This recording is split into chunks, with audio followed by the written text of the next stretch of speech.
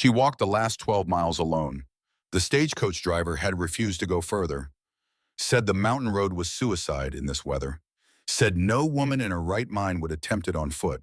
Not in February, not in Wyoming territory, not with the wind screaming down through Cutter's Hollow Valley like something alive and furious and hungry for warmth. She tried it anyway, because the alternative was worse than any blizzard, worse than frostbite, worse than the 100 ways a mountain could kill a woman walking alone through knee-deep snow in boots that did not belong to her. The advertisement had promised one husband, one man, one chance at a life that did not involve being sold to the highest bidder in a Philadelphia parlor room, where the wallpaper cost more than most families earned in a year.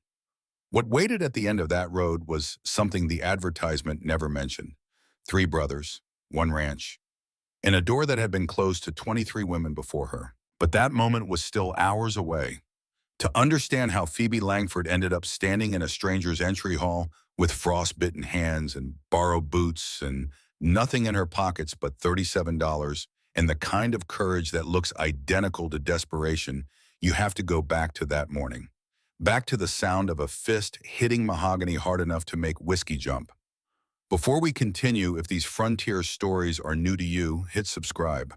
I share one every week. And drop a comment below telling me where you are listening from tonight. I love seeing how far these stories travel. Now, let us go back to that morning. The sound of Declan Ashcroft's fist striking the desk echoed through the 14-room ranch house like a rifle shot. The whiskey glass leaped an inch off the polished surface, papers scattered across the wood spinning in the draft that crept through the window frame no matter how many times he sealed it. And in the entry hall below, the 23rd woman to seek marriage at Broken Hawk Ranch was being escorted to her waiting carriage by old Farley Combs, who tipped his hat and said nothing because after 23 rejections, there was nothing left to say. Calloused hands do not tremble, not when they have spent 14 years breaking ice and bending wire and building fences in weather that would kill most men before lunch. But Declan Ashcroft's hands were not trembling from weakness. They were trembling from something he refused to name, something that lived in the space between anger and grief, in that territory where a man stores everything he will not allow himself to feel. He stood at the window of his second-floor study, watching the carriage retreat down the mountain road. February 1878, Wyoming territory. The snow had been falling for 3 days straight, and the wind cut through the valley like something with teeth. Below him, 15,000 acres of cattle ranch spread across the mountain they called Broken Hawk. 3 major streams fed the land. 4,000 head of cattle grazed what grass the winter had not buried. 14 buildings dotted the property from the main barn to the bunkhouse to the smokehouse to the forge, and 1 massive house built by a dead man for a family that never came. The house was the cruelest part. Josiah Ashcroft had designed it for laughter, for children running through the halls, for a wife singing in the kitchen while bread rose in the oven.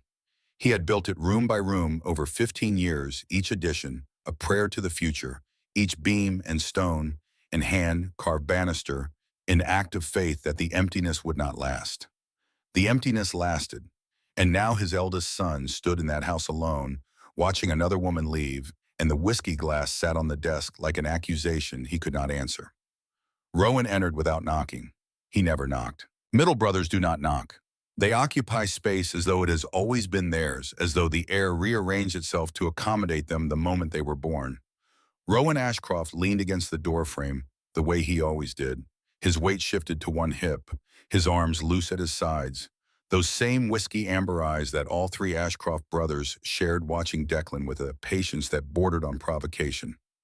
33 years old, 3 inches shorter than Declan, but built wider through the chest, the kind of build that came from years of riding and wrestling cattle and hauling feed in weather that treated human beings as an inconvenience. His dark hair was longer than Declan's, tied back with a leather cord, and his jaw carried the same hard line, the same stubborn set that their father had worn like a badge, and their mother had once described as the face God gives men who would rather break than bend. That was Senator Whitfield's niece, Rowan said. His tone was observational, not accusatory. He was stating facts the way a lawyer presents evidence, letting the information do the work, allowing the implications to settle on their own weight. This was how Rowan operated. He did not argue. He arranged reality in front of you and waited for you to see what he already saw. I did not need to hear the rest. Declan did not turn from the window. His voice had gone flat. That particular frequency that both his brothers recognized. It meant the wall was going up. The drawbridge was rising. The fortress that Declan Ashcroft had spent 6 years constructing around whatever remained of his heart was sealing shut stone by stone until nothing could get in and nothing could get out. Her uncle did all the talking, arrived with a list of her accomplishments like he was selling a horse at auction. Bloodline, temperament, breeding potential. That is not marriage, Rowan. That is acquisition. Maybe she wanted to come, and then she would have come alone. There it was, the test. Declan Ashcroft judged every woman by whether she arrived independently or as someone's proxy. It was his measure of character, his litmus for sincerity, the single criterion he applied to every candidate, regardless of beauty or wealth or family name. Did you come because you chose to, or did you come because someone sent you? And every woman had failed it.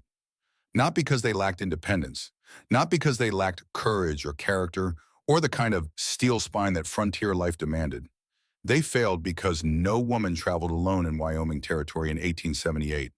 Not in winter, not on foot, not without escort or carriage or family name clearing the way. The social conventions of the age made solitary female travel not just unusual, but effectively impossible. A woman alone on a mountain road was a woman inviting disaster, and every family, every father, every uncle and brother and well-meaning neighbor understood this and acted accordingly. The test was designed to be impossible. That was the entire point. Declan Ashcroft did not want anyone to pass. He wanted to keep turning women away one after another, 23, and counting so he could tell himself the problem was them. Their weakness, their dependence, their inability to meet a standard that no human being could meet. Because the alternative was admitting the truth, that the problem was him, that the walls he had built were not protecting him from unworthy women. They were protecting him from the terrifying possibility that someone worthy might actually arrive, and he would have to decide whether to let them in. Rowan knew this. He had known it for years, but middle brothers learn early which battles to fight and which to file away for a different day. He shifted his weight against the door frame, but did not leave. "The advertisement is still running," Rowan said. "I told you to pull it. You told me to pull it after the 5th response, then after the 10th, then after the 15th. You have been telling me to pull it for 3 years, and I have been ignoring you for 3 years, and here we are." "Here we are," Declan repeated, "with 23 women turned away and a reputation that makes us the laughingstock of the territory to you." "We are not a laughingstock. We are a mystery. There is a difference, and the difference works in our favor." Rowan's voice carried the dry precision of a man who understood leverage the way most men understood weather. Instinctively. Constantly. People are curious about the Ashcroft brothers. 3 men on a mountain, 15,000 acres, a fortune in cattle, and not a wife among them.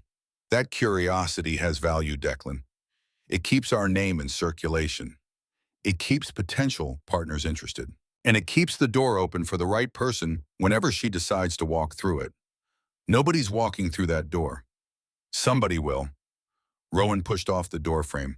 Somebody always does. That is how doors work. He left the way he came, without ceremony, without the kind of dramatic exit that lesser men use to punctuate disagreements. Rowan Ashcroft did not need punctuation. His silences said everything his words did not. Holt appeared in the hallway behind Rowan as Rowan passed. The two brothers exchanged a glance that carried the density of a full conversation. Rowan's expression said, "He is in the fortress again." Holt's expression said, "I know." And beneath that exchange, deeper than words, ran the current of shared concern that had connected the 3 Ashcroft brothers since childhood, since the winter their mother died and the world stopped being safe, and the only reliable thing left was each other. Holt Ashcroft was 29 years old, the youngest by 4 years, and he occupied a different space in the household than either of his brothers. Where Declan built walls and Rowan designed gates, Holt guarded the heart of things. He was the keeper of what remained tender in a family that had learned to armor itself against loss. The one who remembered birthdays, who noticed when the hands were struggling, who sat with sick horses through the night and emerged at dawn smelling of hay and sweat, and the particular sweetness of animal trust. He had been in the barn. There was hay in his dark hair and the smell of horses on his sheepskin coat, and his hands gentler than his brother's, but just as strong, hung at his sides with the quiet readiness of a man who did not need to prove his strength, because his strength was not the kind that announced itself. It lived in patience, in the willingness to stay when others left, in the stubborn bone-deep belief that kindness was not weakness, despite a world that constantly tried to convince him otherwise. He stood straight, hands in his pockets, and his expression carried the thing Declan found most unbearable: sadness, not for the rejected woman, not for the disrupted morning or the wasted journey or the embarrassment of another failed introduction. Sadness for his brother, for the man standing at the window refusing to look at the people who loved him, because looking might require acknowledging that love existed and that he needed it, and that needing it was not a flaw but a feature of being alive. "She seemed kind," Holt said quietly. "Kind does not survive this mountain." Ma was kind. She survived it. The room went silent.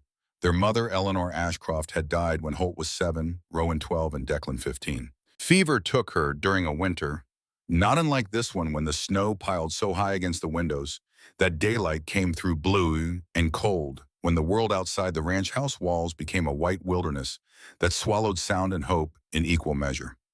She died on a Tuesday morning in January, while the boys were in the barn, and when Farley came to tell them, he could not get the words out.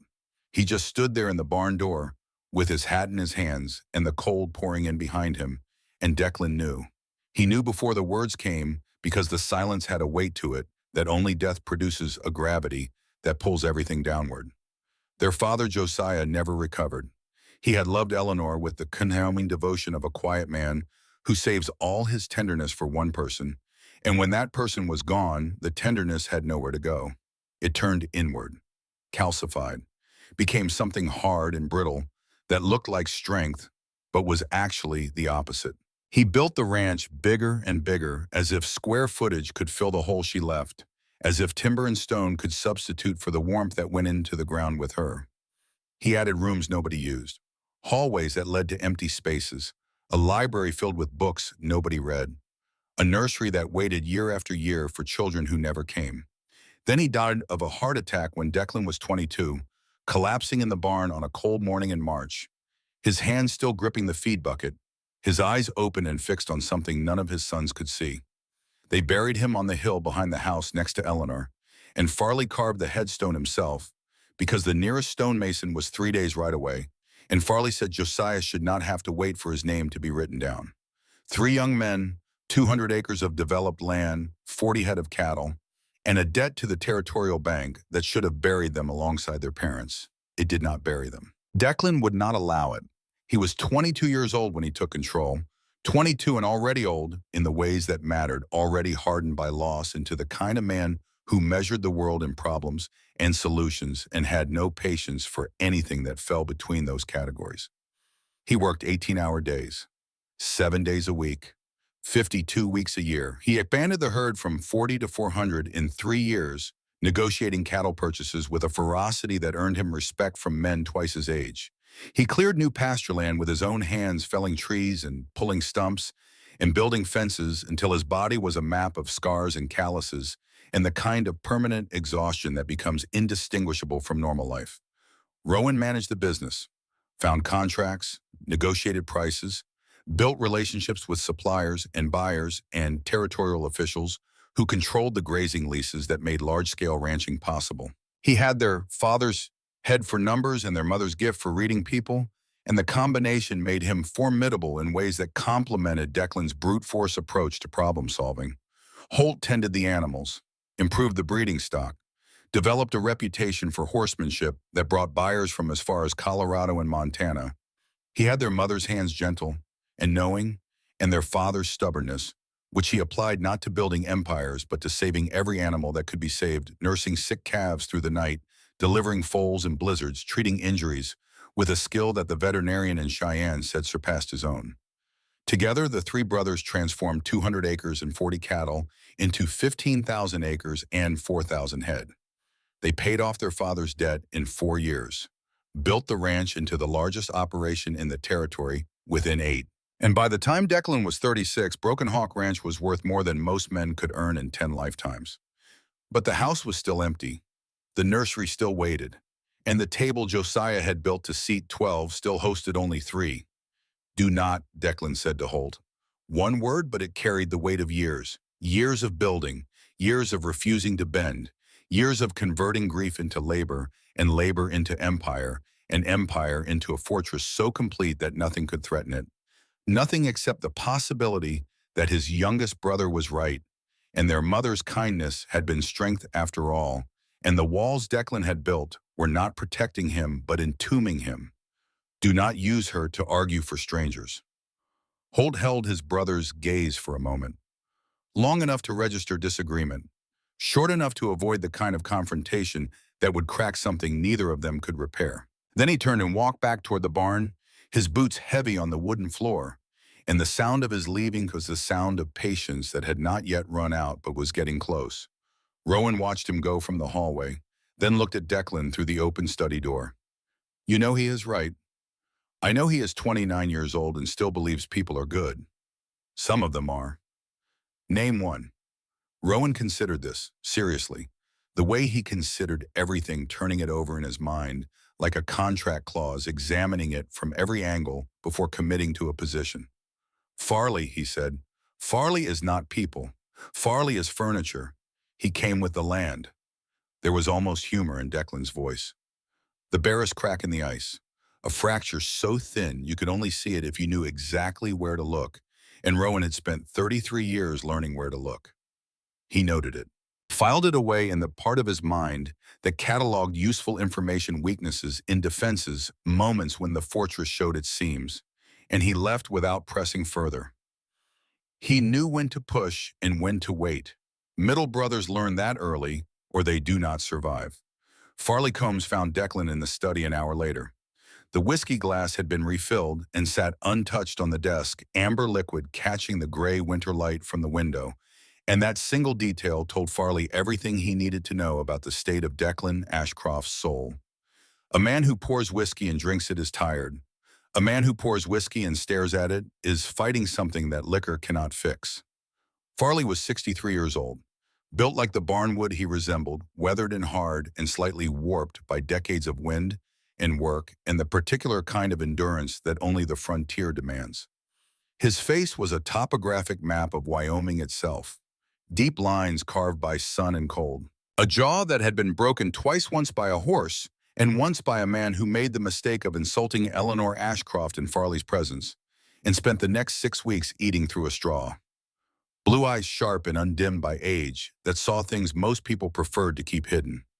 He had been working Ashcroft land since before the brothers were born, had served their father when Josiah was still a young man with more ambition than sense, clearing timber on a mountainside that everyone said was too steep, too cold, too far from civilization to support a ranch.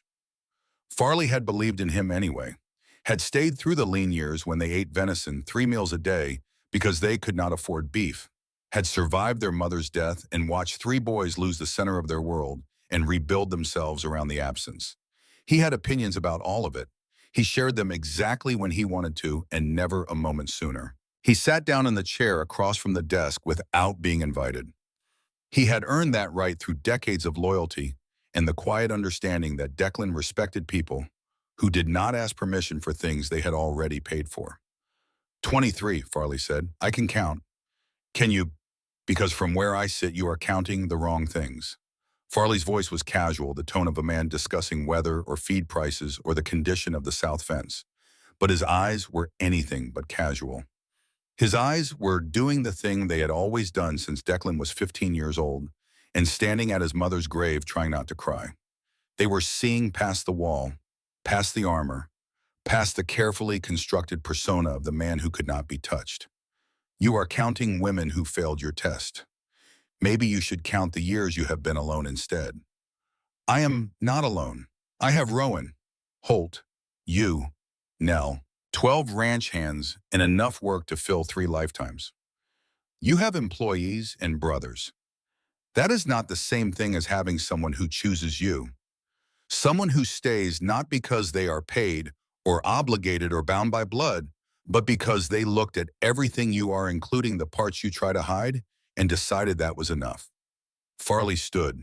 He moved like the old timber he was creaking, but steady, stronger than he looked. Your father made the same mistake. Built this place so big there was no room left for living in it. My father died of a broken heart. No. Farley stopped at the door, one weathered hand on the frame, and his voice changed, lost its casual quality, became something harder. Something that sounded like truth delivered without anesthetic because the patient could no longer afford the luxury of painlessness. Your father died because he believed work was a substitute for love. He built this ranch into the biggest operation in the territory, and every board he nailed, every fence he strung, every acre he cleared was him trying to fill the space your mother left. And it never worked. Not once. Because square footage does not keep you warm at night, Declan. And cattle do not care if you are happy. He paused, let the words settle. And you are doing the same thing, only more successfully, which means you will be more alone for longer, with more to show for it and less to live for. Farley's blue eyes held Declan's amber ones, and the old man's gaze carried the particular authority of someone who has made every mistake he is warning you about. I am 63. I buried a wife, raised no children, spent my whole life on someone else's land. I do not regret the work. I regret the nights. Do not follow my path, Declan. It is colder than you think. He left. His boots made no sound on the stairs, because Farley Combs moved through this house, the way ghosts move through the places they once loved. Present but weightless, visible but unable to touch. Declan stared at the whiskey, drank it in one swallow that burned all the way down like a lit fuse traveling towards something he could not name and did not want to detonate. Poured another. Did not drink that one either. Outside, the wind screamed through Cutter's Hollow Valley, and the snow kept falling, and somewhere on the other side of the territory, a woman he had never met was buying a train ticket with $37 and the last of her hope. The morning routine at Broken Hawk Ranch proceeded the way it had every morning for 14 years, with the mechanical precision of men who had turned survival into habit and habit into something that almost resembled a life. Declan was up before dawn, as always. Sleep was a concession he made to biology, not a luxury he enjoyed, and he rationed it the way he rationed everything else. 5 hours, sometimes 4, enough to keep the body functional. Never enough to allow dreaming, because dreams were where the walls came down, and Declan Ashcroft could not afford to have his walls come down, not even in the privacy of his own unconscious mind. He pulled on his sheepskin coat, heavy as armor, and stepped outside into a darkness so complete it felt solid. The cold hit him like a physical blow, stealing the breath from his lungs, turning the moisture in his nostrils to ice before he could exhale. He walked to the thermometer hanging beside the main barn door and held a match close to read it. 20 below zero. Northeast wind, which meant the storm was pulling moisture off the mountains and the snow would continue for at least another day. He calculated in his head the way a general calculates before battle. The north herd needed checking. The fence line along Timber Creek needed repair, where a fallen pine had crushed 2 sections of wire last week. The water troughs in the main horse barn needed their ice broken before the animals could drink. And the supply wagon from Duluth Springs was 3 days overdue, which meant either the road was impassable or the driver had decided that delivering feed to a mountaintop ranch in a blizzard was not worth the risk to his life. And Declan could not honestly blame him for that assessment, even though it created a problem that required immediate solution. He crossed the yard in the blue-gray light, his boots crunching on packed snow that squealed with cold, and picked up the 10-pound sledgehammer that hung inside the barn door. The ice in the horse trough was 4 inches thick, formed overnight in the brutal cold, a sheet of clouded white that sealed the water beneath it like a lid on a coffin. He swung the hammer with the same precision he brought to everything. Each strike landed in the same spot, sending shards of ice spinning into the dim morning air, catching the first hint of dawn light and throwing it back in fragments. No wasted motion, no wasted energy. This was how Declan Ashcroft operated. Everything had a purpose. Every action served a function. There was no room for excess, not in movement, not in emotion, not in the words he spoke to the people around him. He had carved the excess out of himself the way a sculptor removes stone, deliberately, permanently. until what remained was hard and functional and immune to the kind of damage that softness invites. Inside the main barn, Holt was already with the horses moving between stalls, with the quiet confidence of a man who understood animals better than he understood people. He had been there since 4, which was an hour before Declan, but neither brother mentioned this because their schedules were not competitions, but parallel tracks that occasionally intersected. Holt checked each horse the way their mother had taught him, though he barely remembered her teaching it. The knowledge lived in his hands, not his memory, inherited through touch rather than instruction, the way some men inherit their father's walk or their mother's laugh without being conscious of the inheritance. Start with the feet. Lift each hoof, brace it against your knee, check for stones lodged in the frog cracks in the wall, the subtle heat that signals the beginning of laminitis. Then the eyes. Bright and clear means healthy. Cloudy or weeping means trouble. Then the breathing. Count the breaths. 8 to 12 per minute at rest. Faster means fever. Slower means something worse. Finally, the feed. How much oats consumed overnight. How much water drunk. Every detail went into the leather-bound notebook he wore on his belt, the same notebook their mother had used. Her handwriting was still visible on the first page, faded but legible. The ink blurred by years of handling, but still readable if you knew what you were looking for. Take care of the animal before you take care of yourself. He stopped at the stall of a chestnut mare named Copper. She was heavy with foal, her sides round and taut, her movements careful in the way of animals who understand instinctively that they are carrying something precious. Holt ran his hand along her swollen belly, feeling for movement, his touch gentle enough to calm her but firm enough to assess. Beneath his palm, something shifted. A kick, small but definite, life announcing itself from the warm darkness of the womb. "Soon now, girl," he murmured. His voice took on a quality that it never carried when speaking to humans. Openness, an absence of guard. Maybe next week, maybe sooner. He hung an extra blanket over the stall partition to block the draft that whistled through a gap in the timber where the barn wall met the roof. Small gesture, enormous care. The kind of attention that distinguishes a man who works with animals from a man who understands them. In the study Rowan had been working since 5, the oil lamp burning on the desk amid stacks of paperwork that would have overwhelmed most men, but that Rowan navigated with the systematic efficiency of someone who genuinely enjoyed the architecture of commerce. Government cattle contracts needed renewing. 3 separate contracts, each with different terms, different delivery schedules, different penalties for late fulfillment.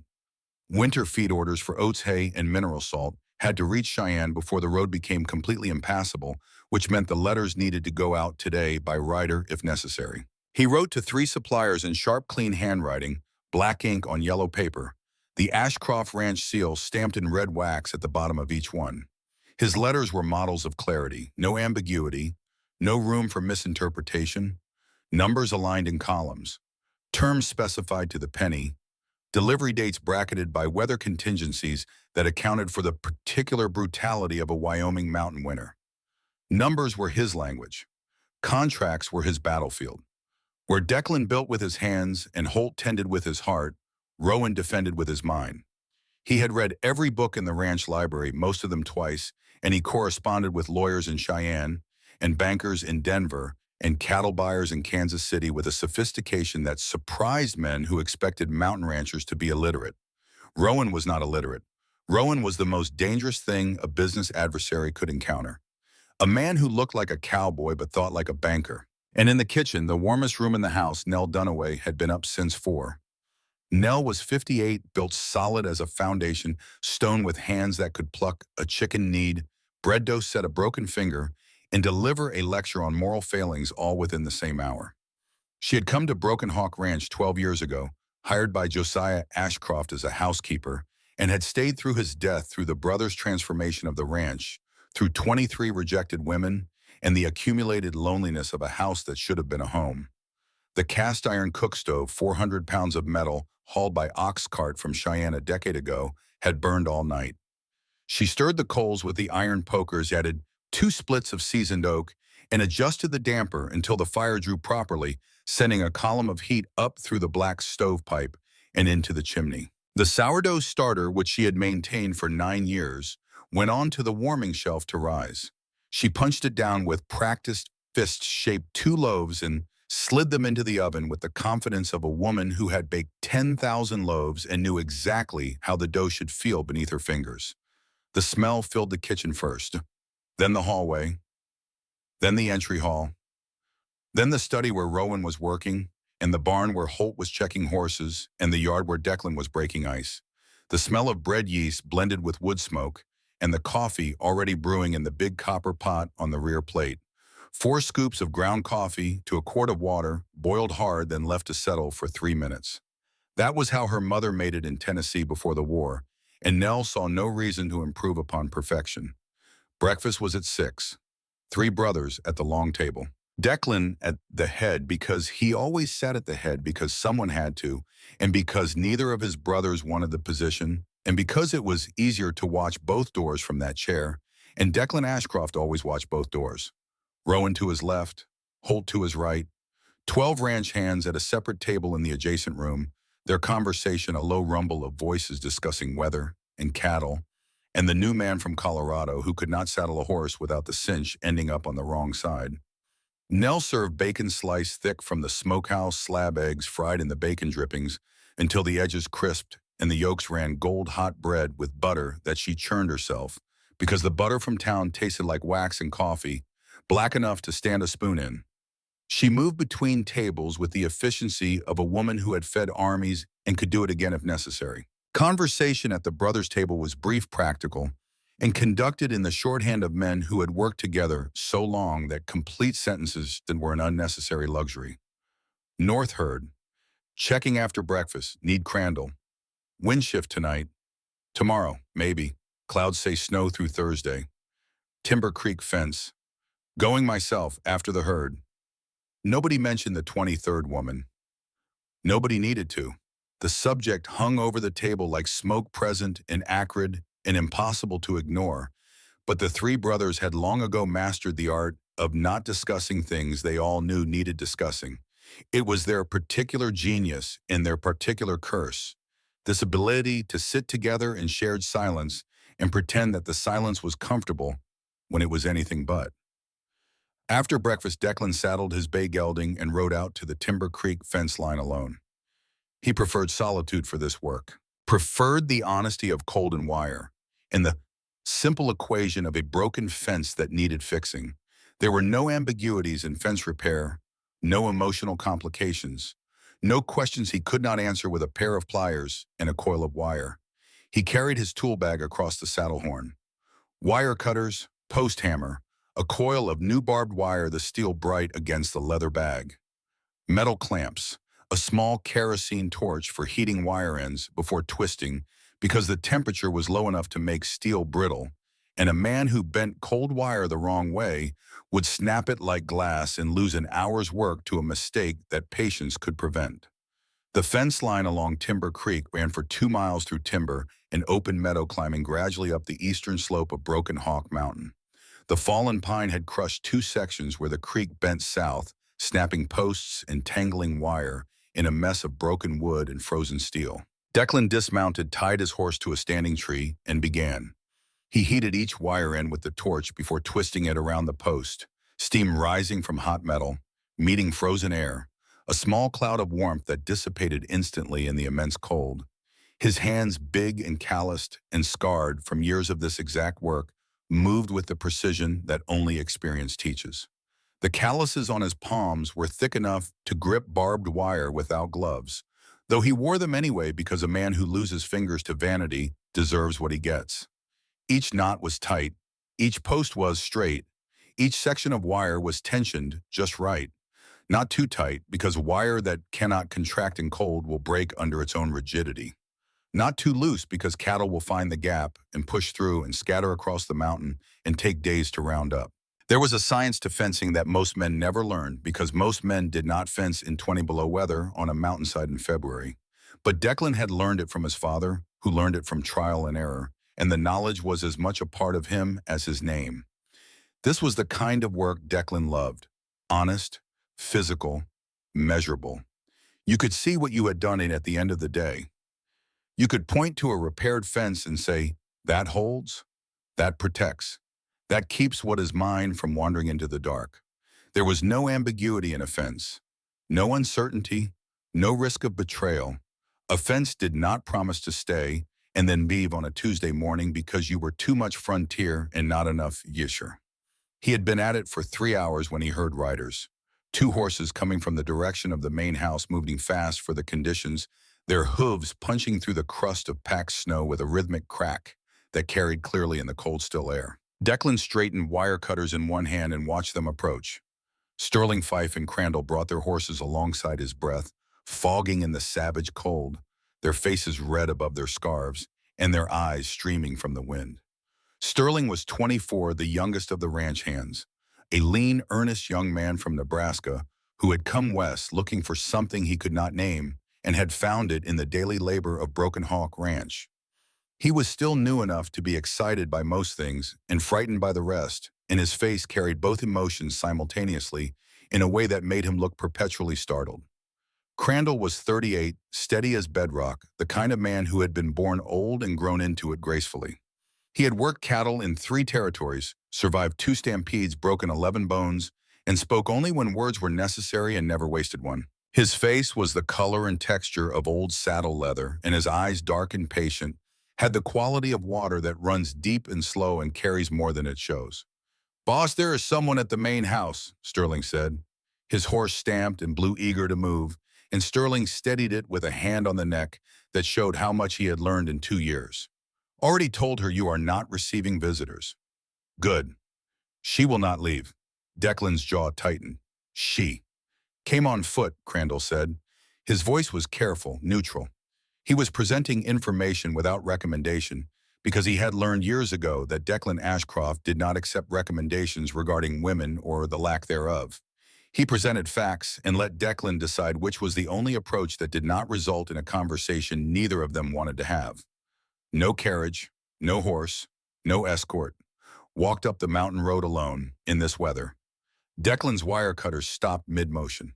His hands froze on the handles, not from cold, from something else entirely, something that moved through him like a tremor, through bedrock, subtle but seismic, the kind of shift that registers on instruments designed to measure things most people cannot feel.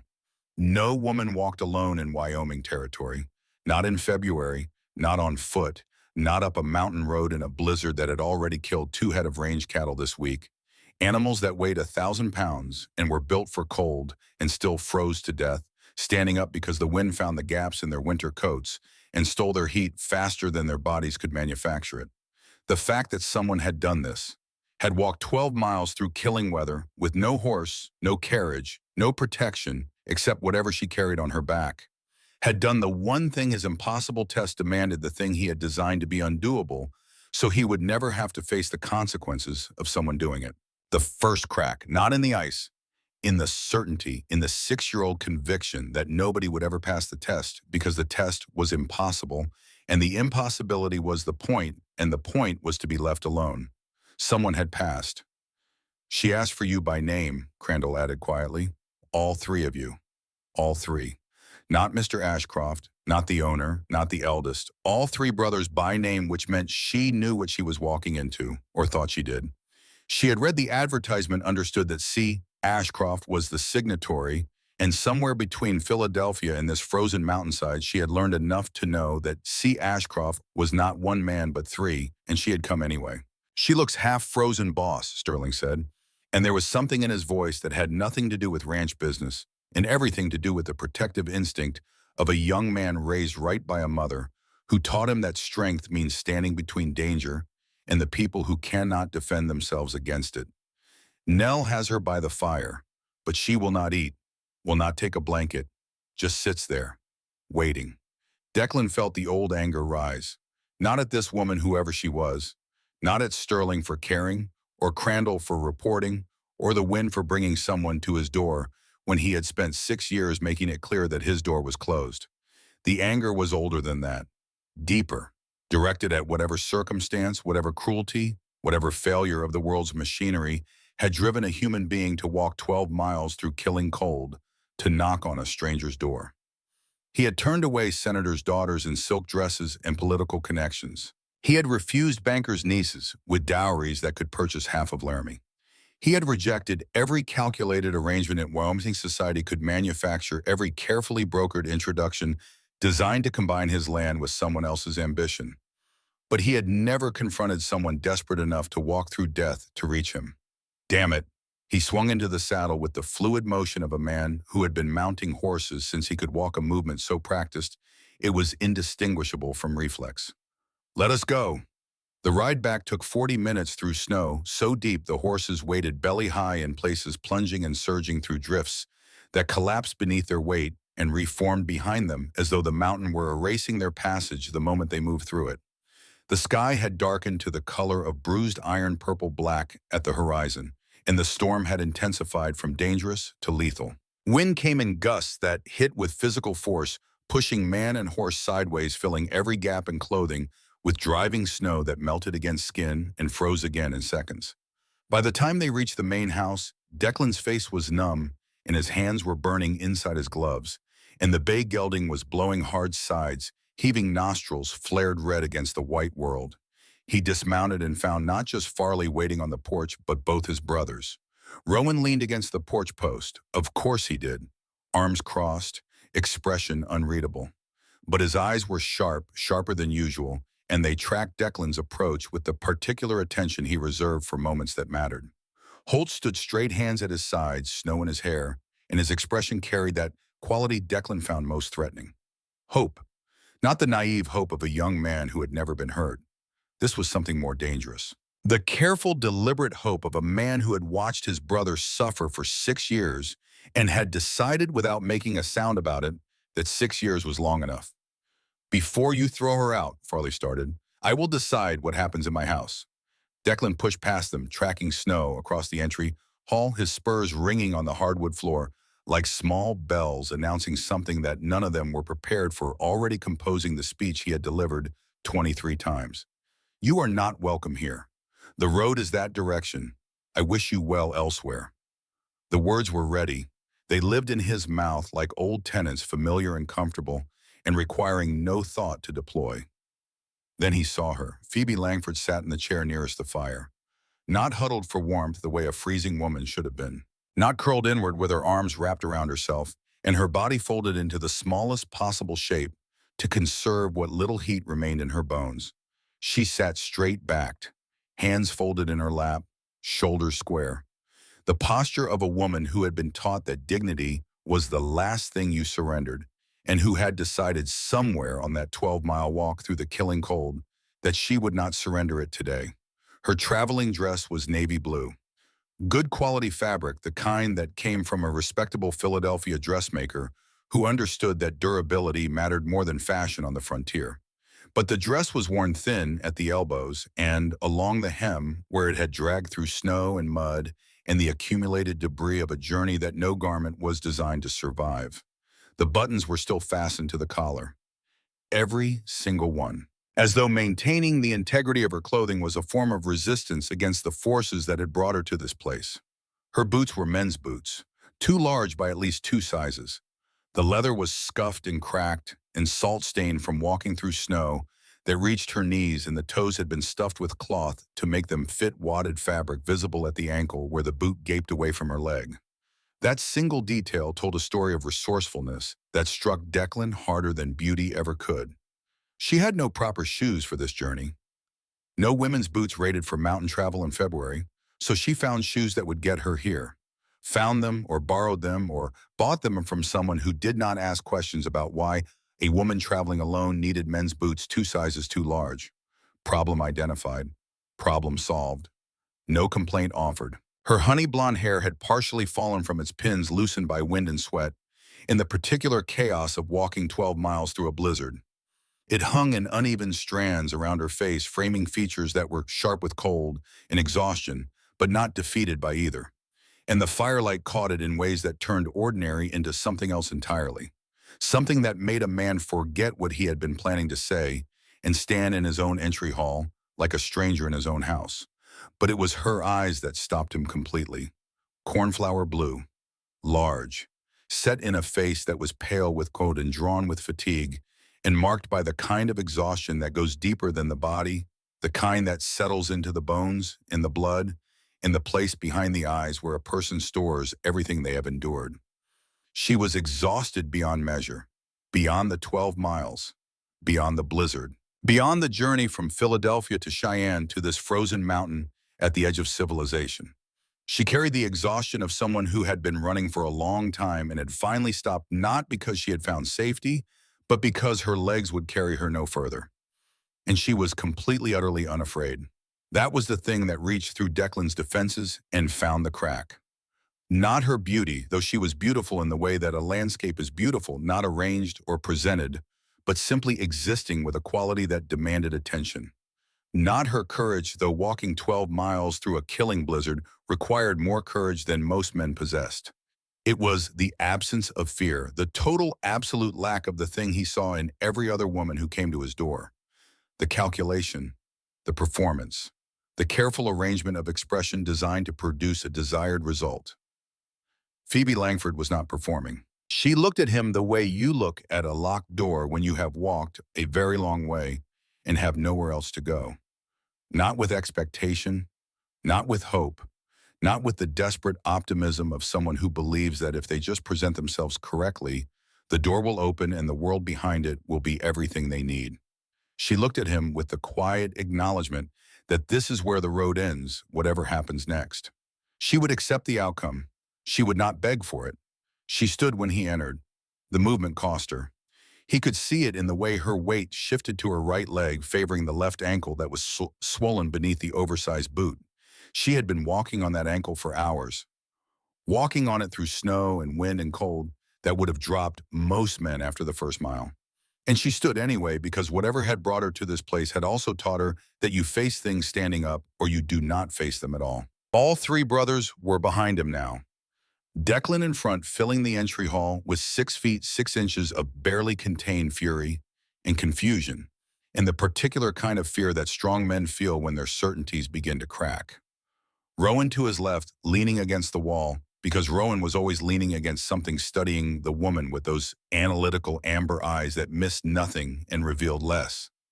Holt to his right, standing straight, hands at his sides, his expression open in a way that his brothers were not carrying that quality of patient gentleness that animals trusted and people sometimes mistook for weakness.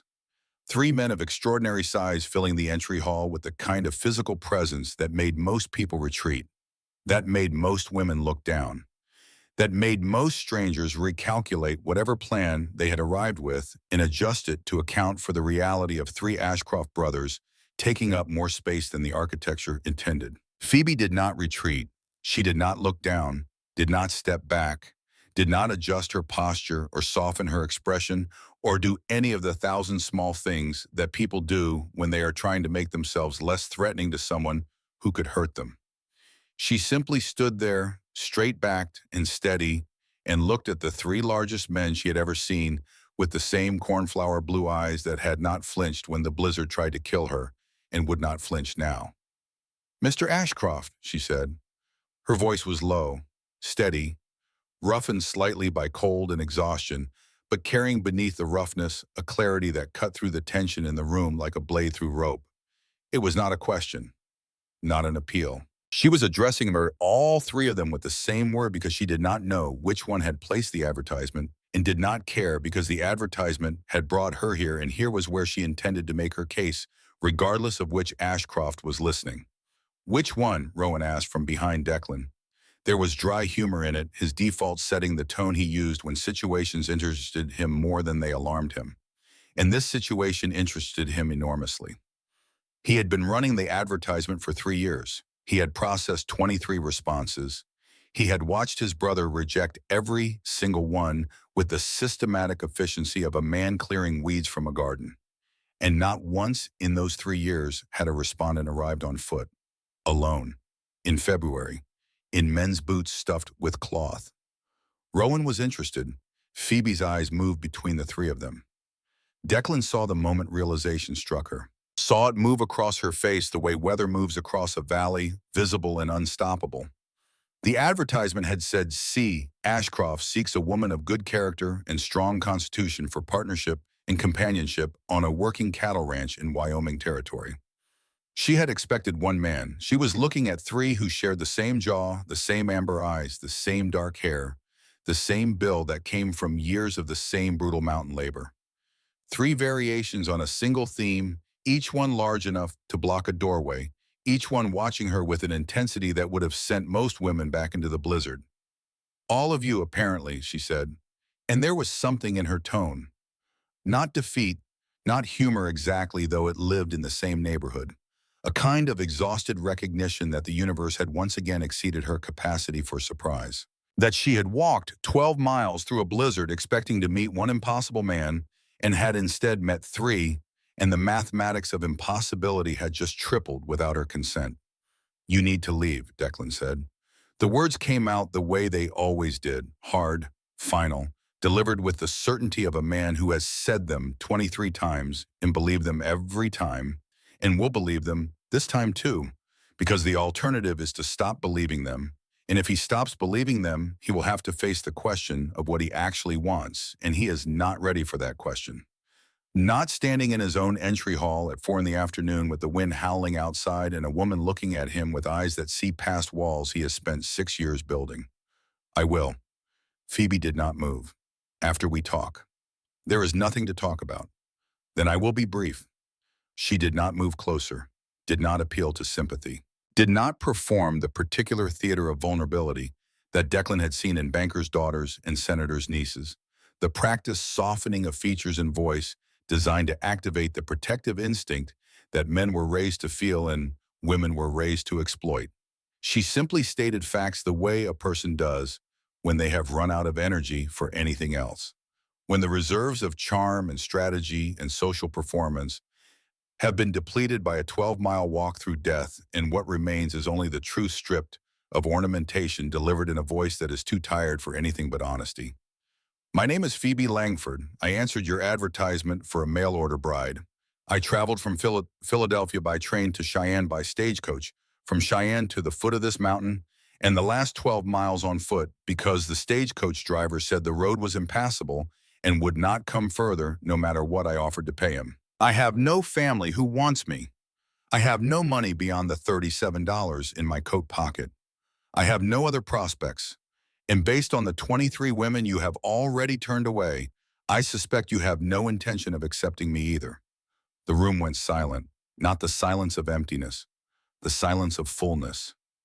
Every person in that house had stopped what they were doing. Nell had stopped working in the kitchen, her hands still on the bread she had been slicing, her eyes fixed on the doorway.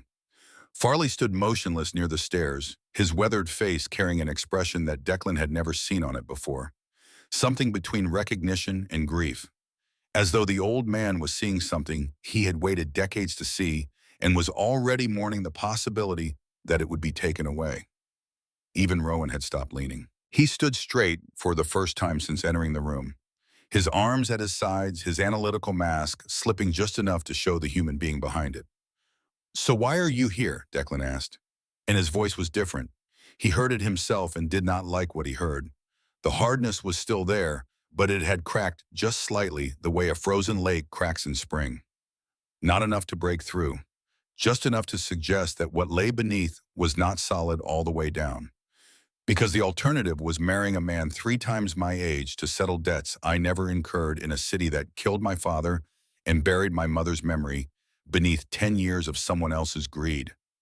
Her voice did not waver. Her eyes did not drop. Her hands folded in her lap did not tremble.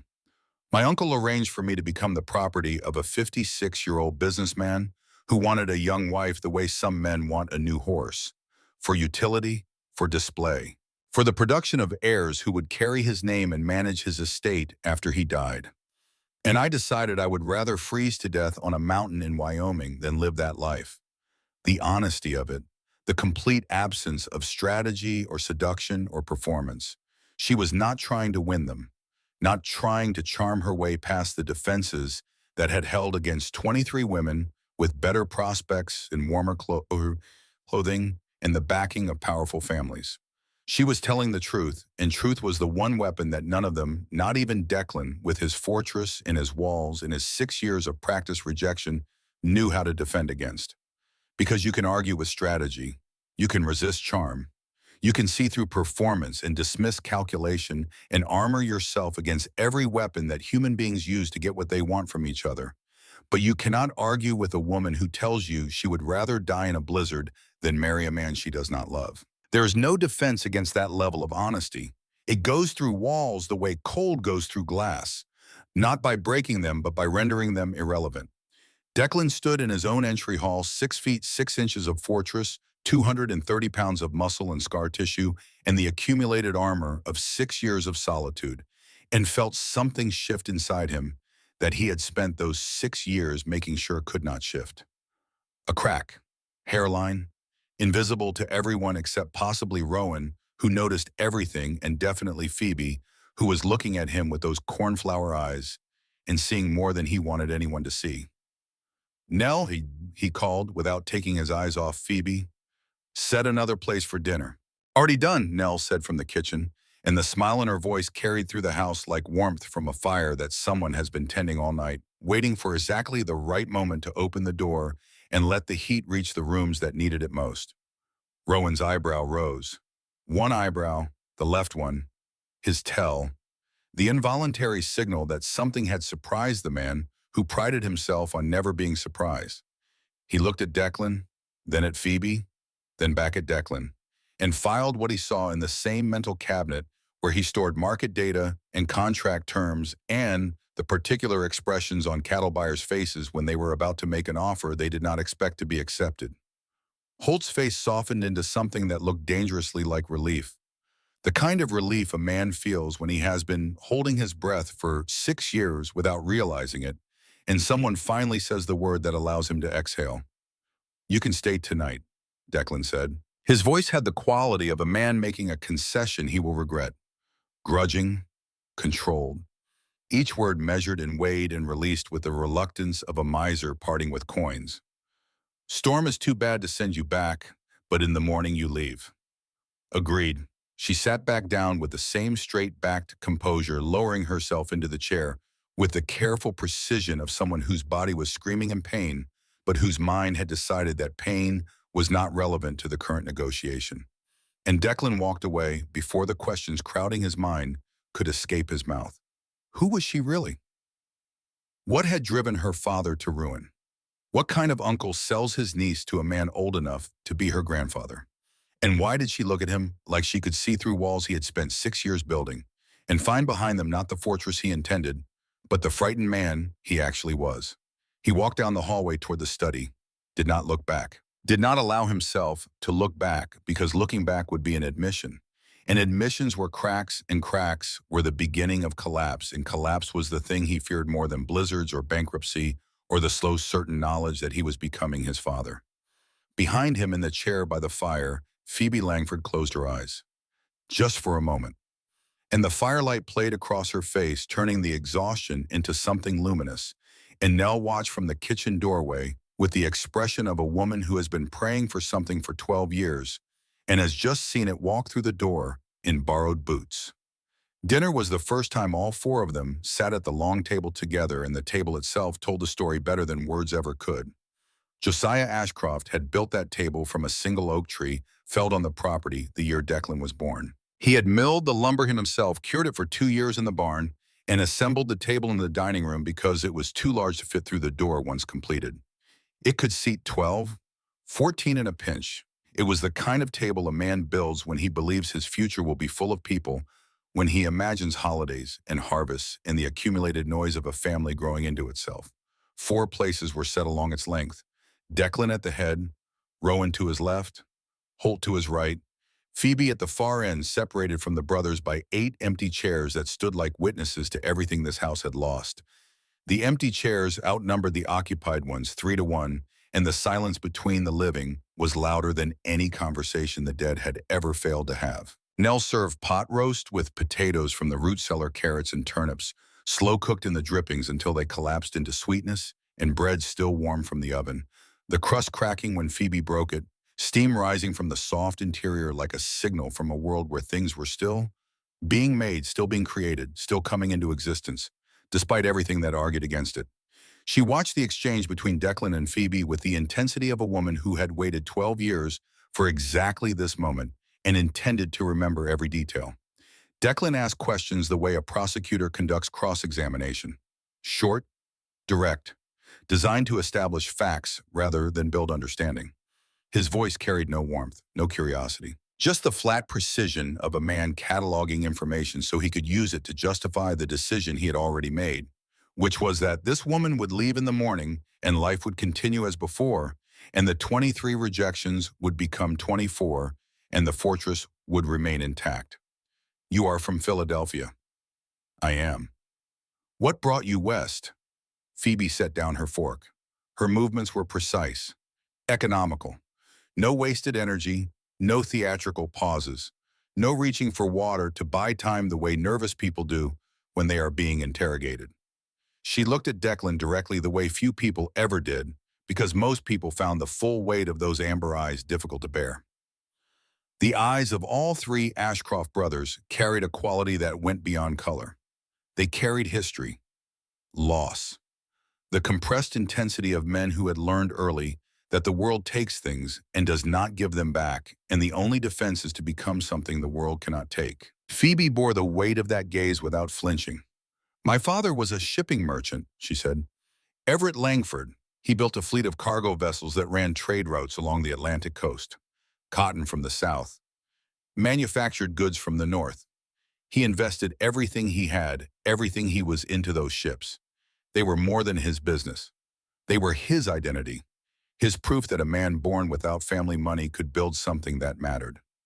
She paused, not for effect, for accuracy, choosing words the way a surgeon chooses instruments, selecting each one for its precision rather than its emotional impact. He invested in an expansion, 6 new vessels, borrowed heavily against the existing fleet, and in October of 1875, a storm system in the Atlantic took 4 of those vessels to the bottom in a single week. The insurance company refused the claim, said the ships were under-maintained, said the coverage did not extend to acts of God in waters he had been warned were dangerous. Her voice did not change, did not soften or harden or betray any of the things that must have been moving behind those blue eyes. He lost the business, the house, the savings. Everything that bore his name was taken by creditors who had been his friends 6 months earlier and were now his executioners. He died, Declan asked. Pneumonia, that winter. The doctor said his lungs gave out. I say his spirit gave out first, and his lungs simply followed. No emotion in her voice. Just fact delivered clean and unsoftened, the way you deliver news that has already been grieved and processed and stored in the place where a person keeps the things that shape them. He was a proud man, a good man. But proud men do not survive humiliation well. They internalize it. Turn it inward. Let it eat them from the inside the way rust eats iron. By the time the pneumonia came, there was nothing left to fight it with. He died owing money to half of Philadelphia, and the people who had dined at his table and called him friend would not even attend his funeral. Holt's fork had stopped moving.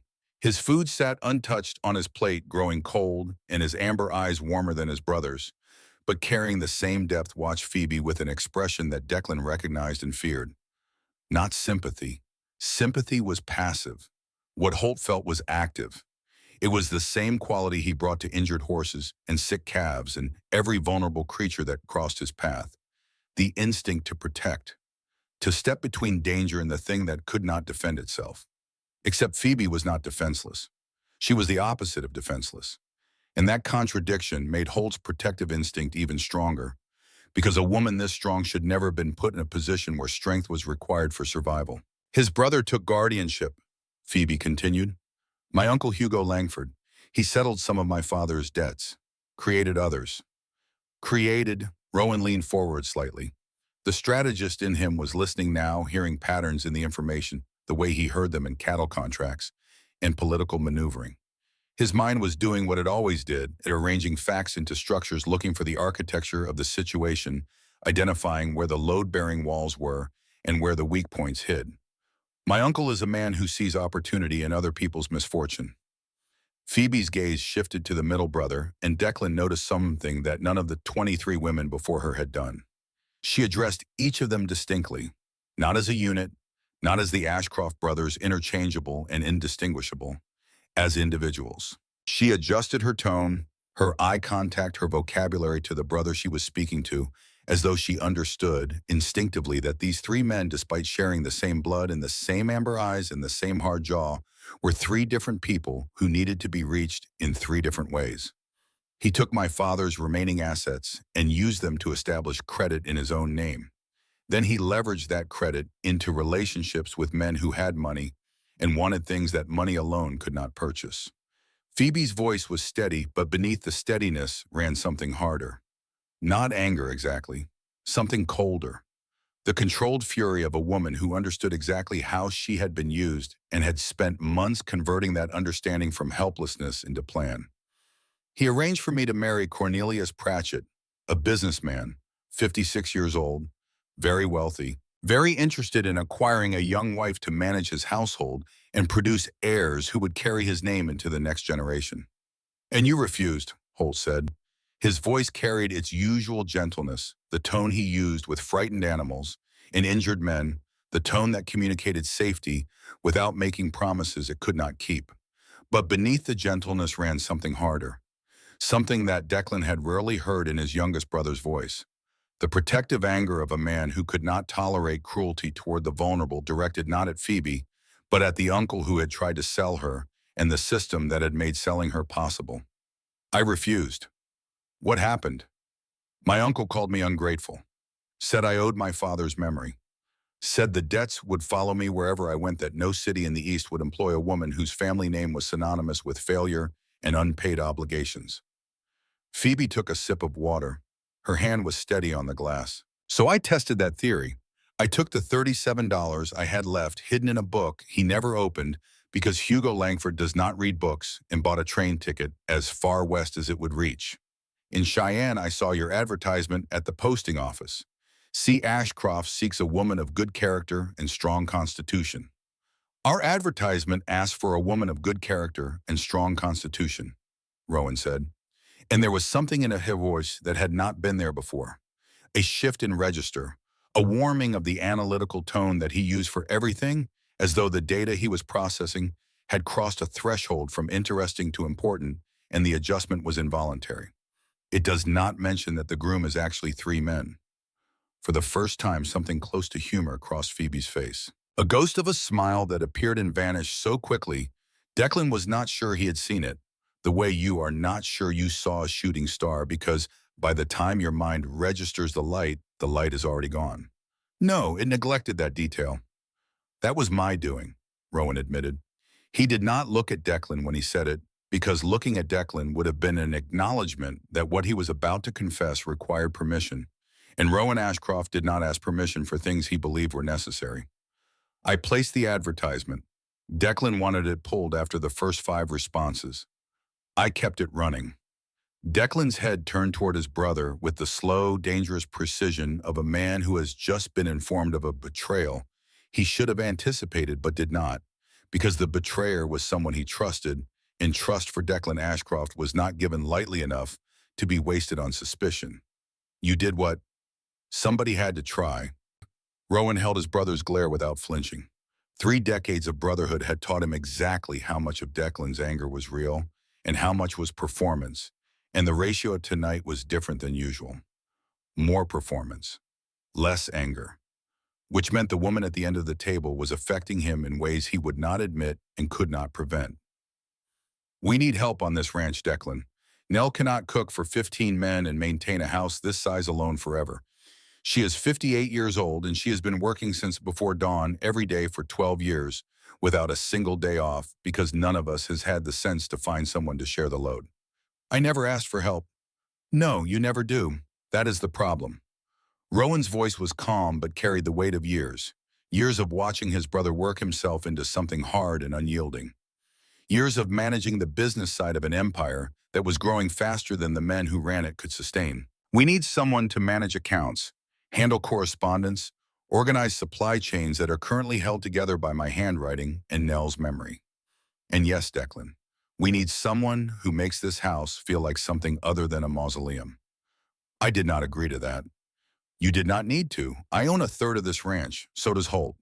The advertisement was a business decision made by a 1/3 owner, And if you want to challenge it, you can take it up with the territorial court and explain to a judge why three grown men on a 15,000-acre ranch are incapable of living with a single woman. The tension between the brothers crackled like static before lightning. The air in the dining room changed pressure. You could feel it on your skin the way you can feel a storm approaching before you see the clouds tightening, a compression, the sensation of enormous forces holding themselves in check. Phoebe watched it with those perceptive blue eyes, and Declan had the unsettling sensation that she was seeing not just the argument, but everything beneath it. The loneliness, the fear, the grief that none of them had fully processed, because processing grief requires stopping long enough to feel it. And none of the Ashcroft brothers had stopped in 14 years. Three men who had built walls so high they had walled themselves in, and the irony of it was so obvious that only someone standing outside the walls could see it clearly. And Phoebe Langford was standing outside the walls. "I am not looking for a husband," Phoebe said quietly. Everyone turned to her. The statement landed in the room like a stone dropped into still water, ripples moving outward, reaching every wall. The 23 women before her had all been looking for husbands. That was the entire premise of the advertisement, the social contract upon which every previous interaction had been built. Woman seeks husband. Man evaluates woman. Woman is accepted or rejected based on criteria that the man controls. Phoebe had just rewritten the contract. "I answered your advertisement because I had no other options. Because the choice was between your mountain and a man old enough to be my grandfather in a city that had already killed my father. But I am not here to charm anyone." She looked at Declan when she said this, and her gaze was not challenging. It was clarifying, drawing lines so there would be no confusion about where she stood or what she expected. "I am not here to be decorative. I am not here to manage your household as though that were some kind of consolation prize for not being wanted. And I am not here to perform the role of potential wife for three men who clearly cannot agree on whether they want one." She paused, let the words settle, and when she spoke again, her voice carried an intelligence that surprised the room. Not because the words were complex, but because they were delivered with a precision that suggested a mind accustomed to cutting through confusion and arriving at the essential truth of things. "If you will have me, I will work. I will earn my keep. I will contribute to this ranch in whatever capacity you need. But I will not pretend this is a courtship when it is survival. And I will not apologize for being honest about the difference." Farley, who had been eating silently at the small table near the kitchen door, where he always ate, a spot he had chosen years ago because it allowed him to observe without participating and participate without being observed, chuckled into his pot roast. The sound was quiet, almost private. The laughter of a man who has lived long enough to recognize the arrival of something important and is both delighted and terrified by it. "Lord," he said, "she is going to be trouble." "The best kind," Nell added from the kitchen doorway, where she had been standing with a dish towel in her hands and tears forming in her eyes that she would deny if anyone mentioned them. "Eat your dinner, all of you. It is getting cold." That night the house settled into its usual silence, but the silence felt different. Charged, alive in a way that silence is not supposed to be alive. Like the air before a thunderstorm, when you can pass the electricity on your tongue and the hair on your arms stands up and every instinct in your body tells you that something is about to happen that will change the landscape permanently. Phoebe was given the guest room on the second floor. The room at the end of the hallway, the one with the small stone hearth and the window that faced east toward the valley. The room that had not been used since Rosalind Kemper stayed a single night 6 years ago and left the next morning boarding a stagecoach to Cheyenne and then a train to Boston, taking with her whatever remained of Declan Ashcroft's capacity for trust. Nell had aired the linens and lit a fire in the hearth, and the room smelled of wood smoke and lavender sachet tucked into the pillowcases years ago by a woman who believed in preparing for ghosts who never came. The bed was iron-framed, covered in quilts that Eleanor Ashcroft had sewn during the winters, when the snow kept everyone inside, and needle and thread were the only tools that could create something beautiful from something plain. Near midnight, Declan sat in the chair in the corner of that room, watching the stranger sleep. He did not know why he was there, could not have explained it to Rowan's analytical mind, or Holt's hopeful heart, or Farley's knowing eyes. Could not have articulated the impulse that had drawn him from his own room down the hallway, past the closed doors of his brother's rooms, to this chair. In this corner of a room he had not entered in 6 years. He only knew that the image of her walking those 12 miles through a blizzard in boots that did not belong to her had lodged somewhere behind his ribs and would not dislodge. That it lived there now embedded like a splinter. Not painful exactly, but impossible to ignore, a persistent awareness that something had entered him, and he could not remove it without cutting deeper than he was willing to cut. And sitting in this chair, listening to her breathe, watching the firelight play across her face and turn her features into something painted by the same hand that painted the mountains outside the window, was the first thing he had done in 6 years that was not about the ranch, or the cattle, or the contracts, or the walls. The first thing that served no function, solved no problem, advanced no agenda. He was simply present with another human being in the dark. And the simplicity of it was more terrifying than anything the mountain had ever thrown at him. She stirred. A sound escaped her lips, half gasp, half groan, as pain shot through her ankle. The ankle she had walked 12 miles on, the ankle that Nell had wrapped in cloth and packed with snow to reduce the swelling. Even in sleep, her body remembered the journey, the muscles that had carried her, the bones that had borne her weight through knee-deep drifts while the wind tried to push her backward and the cold tried to convince her to stop. Easy, Declan said. The word left his mouth before his mind could stop it. Gentle. Automatic. The same word he used with injured horses. The same word his mother had used with him when he was small and frightened, and the world was too large for a boy who had not yet learned to make himself larger than the things that scared him. She had not known he was there. Her eyes opened and found him in the darkness, found the shape of him in the chair, the bulk of his shoulders, the amber eyes that caught the firelight and reflected it back like something alive. For a moment, neither of them moved. The fire crackled between them. The wind pressed against the window like something trying to get in. "How long have you been sitting there?" she asked. Her voice was thick with sleep, but clear with something else. Not alarm, awareness. The awareness of a woman who has learned to track the presence of men in rooms because survival sometimes depended on knowing exactly where they were and what they intended. Does it matter? Oh, I think it does. She settled back against the pillows and the motion pulled a wince from her that she tried to hide and did not entirely succeed. "Are the cattle safe?" I heard the hands talking about a section of north fence down near the ravine. The question surprised him, not the content. The order she had woken to find a man she barely knew sitting in the darkness of her room, and her first question was not about him or about herself or about the strangeness of the situation. Her first question was about the cattle, about the ranch, about the thing that mattered to him more than anything except the brothers sleeping down the hall. "Cattle are fine. Fence will hold until morning." "Good." Silence. The fire crackled. Outside, the wind screamed through Cutter's Hollow Valley with a sound like something grieving, long and low and relentless, the kind of sound that seeps into a house through every key and makes the warmth inside feel borrowed and temporary.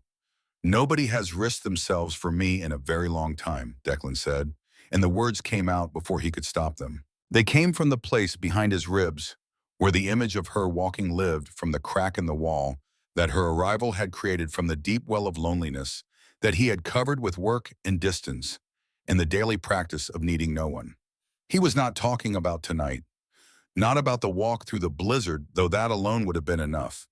He was talking about something larger, something that had calcified inside him over 6 years of solitude and rejection and the careful, systematic construction of a life that required nothing from anyone.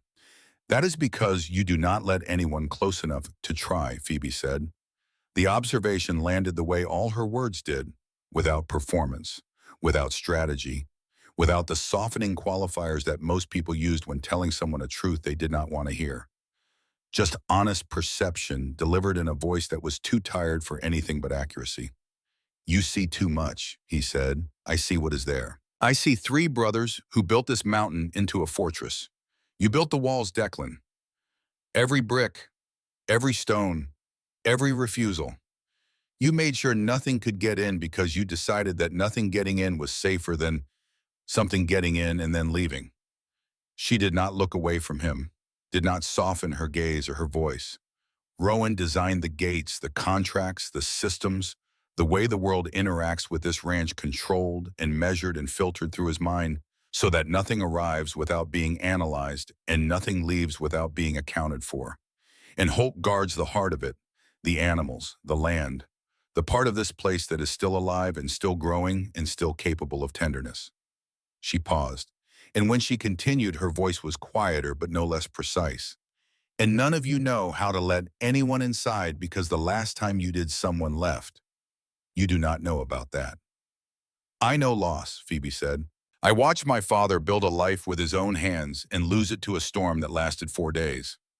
I watched despair consume a good man the way fire consumes wood from the inside out, until what remained was only the shape of what had been. I know what loss does to the people left behind. It teaches you that love is not protection, that wanting someone cannot save them, that sometimes the safest thing is to stop wanting altogether. The fire had burned low. The room was dimming, shadows advancing from the corners, closing around them, like the walls of the conversation itself, pushing them closer to the truth that lived at the center of everything neither of them wanted to say. Her name was Rosalind, Declan said. The admission cost him something visible, a tightening in his jaw that made the tendons in his neck stand out. A shift in his breathing deeper, controlled the breathing of a man managing pain that he has not felt in years because he sealed it away so thoroughly that accessing it requires breaking something he is not sure he can repair. 6 years ago, she came from Boston, educated, beautiful, the kind of woman who makes a room feel smaller when she enters it, not because she takes up space, but because she fills it with expectations that most rooms cannot meet. His voice was flat, but beneath the flatness ran something raw. She wanted me to leave Wyoming, move to Boston, become civilized. She said this ranch was a monument to stubbornness and that I was building a prison and calling it a home. She said I was too much frontier and not enough equature. She wanted you smaller. Yes, and you refused. I told her this land was who I am, that the mountain and the cattle and the fences and the cold were not obstacles I was enduring, but pieces of something I was building. That I would not leave because leaving would mean becoming someone I did not recognize, and I would rather be alone as myself than accompanied as a stranger. She left. The next morning, that room you were sleeping in, she packed her bag and walked down to the stagecoach stop and boarded the morning coach to Cheyenne, and I never heard from her again. He was looking at the fire now, not at Phoebe, because looking at Phoebe while telling this story would have required a level of vulnerability that he was not yet capable of, even in the dark, even with the walls cracking. That first year after I shut everything down, would not see anyone, would not go to town, would not attend church or participate in the community gatherings that Nell organized. Just worked, sun up to sundown and then some until the work filled every space where the loneliness tried to live. And then the women started coming. Word about the ranch spread, about the 3 brothers on the mountain, about the fortune in cattle and the house with empty rooms and the advertisement that nobody had answered successfully. Families started sending their daughters. Bankers sent their nieces. A senator sent his cousin. 23 in 5 years. And I turned every single one of them away because none of them saw past the land to the man who built it. None of them looked at me and saw anything except acreage and cattle counts and the chance to become Mrs. Ashcroft of Broken Hawk Ranch. Until me. The words hung between them. 2 words, 3 syllables, a bridge thrown across the chasm that separated them, slender as wire, but strong enough to bear the weight of everything they had said and everything they had not. Declan stood abruptly. The chair scraped against the wooden floor, breaking the intimacy of the moment, the way a stone breaks the surface of still water, turning reflection into ripples. You should rest. Declan, she said his name. Just his. Not Mr. Ashcroft. Not all 3 of you. Just his name spoken in a voice that was gentle and firm, at the same time intimate and careful, a voice that understood the difference between invasion and invitation. And the sound of it stopped him at the door the way a physical hand could not have stopped him, because a physical hand he could have resisted, but the sound of his name and her voice went through every defense he had. Thank you, she said, for sitting with me. He did not turn around. He could not, because if he turned, she would see that his eyes were burning, that the moisture gathering at their corners was not from the smoke or the cold, but from something deeper, something that had been frozen inside him for 6 years and was beginning against his will and without his permission to thaw. And Declan Ashcroft had not let anyone see him that vulnerable since he was 22 years old, standing at the edge of a grave on the hill behind this house, watching his father's coffin go into the frozen ground while the wind blew snow across the headstone that bore his mother's name. "Rest," he said, and closed the door behind him. In the hallway, he leaned against the wall and breathed. Deep breaths, the kind of breathing a man does when he is trying to reassemble something that has come apart, trying to rebuild the walls that a woman's voice has just walked through as though they were made of paper instead of stone. And downstairs, Rowan, who never slept when there was something worth observing, sat in the leather chair beside the cold fireplace in the study, a book open on his lap that he had not read a single page of, and noted the time on the mantel clock. Noted the sound of Declan's boots in the upstairs hallway moving away from the guest room. Noted the long pause before those boots reached Declan's own door.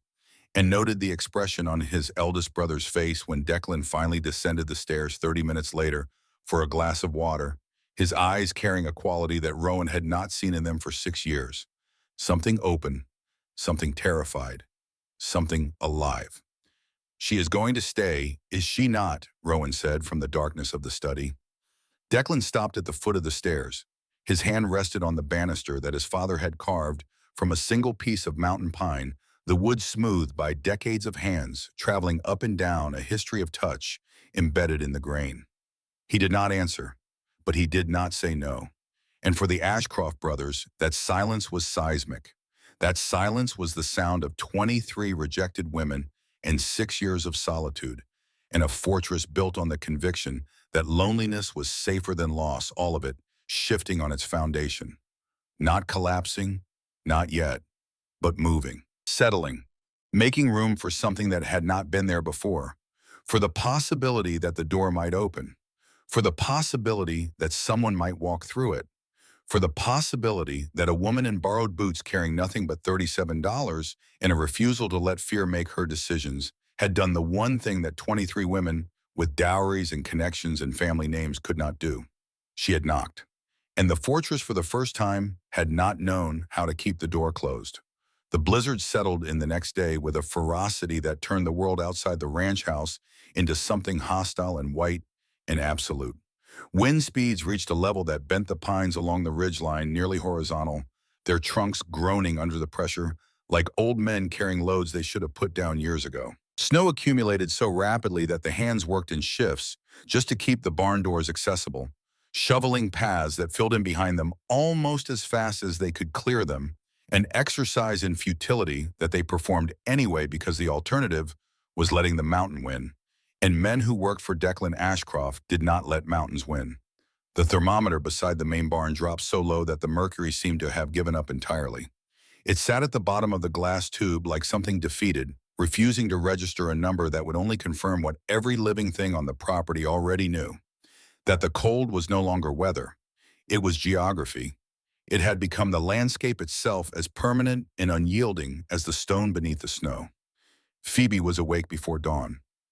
Declan found her in the kitchen, standing beside Nell at the big iron stove, cracking eggs into a skillet with the efficient motions of someone who had done this 1,000 times before. Not slowly the way a guest cracks eggs when trying to be helpful without being intrusive. Fast, clean, one-handed. The shell splitting evenly, the yolk sliding into the hot fat without breaking the empty shell, tossed into the bucket beside the stove without looking.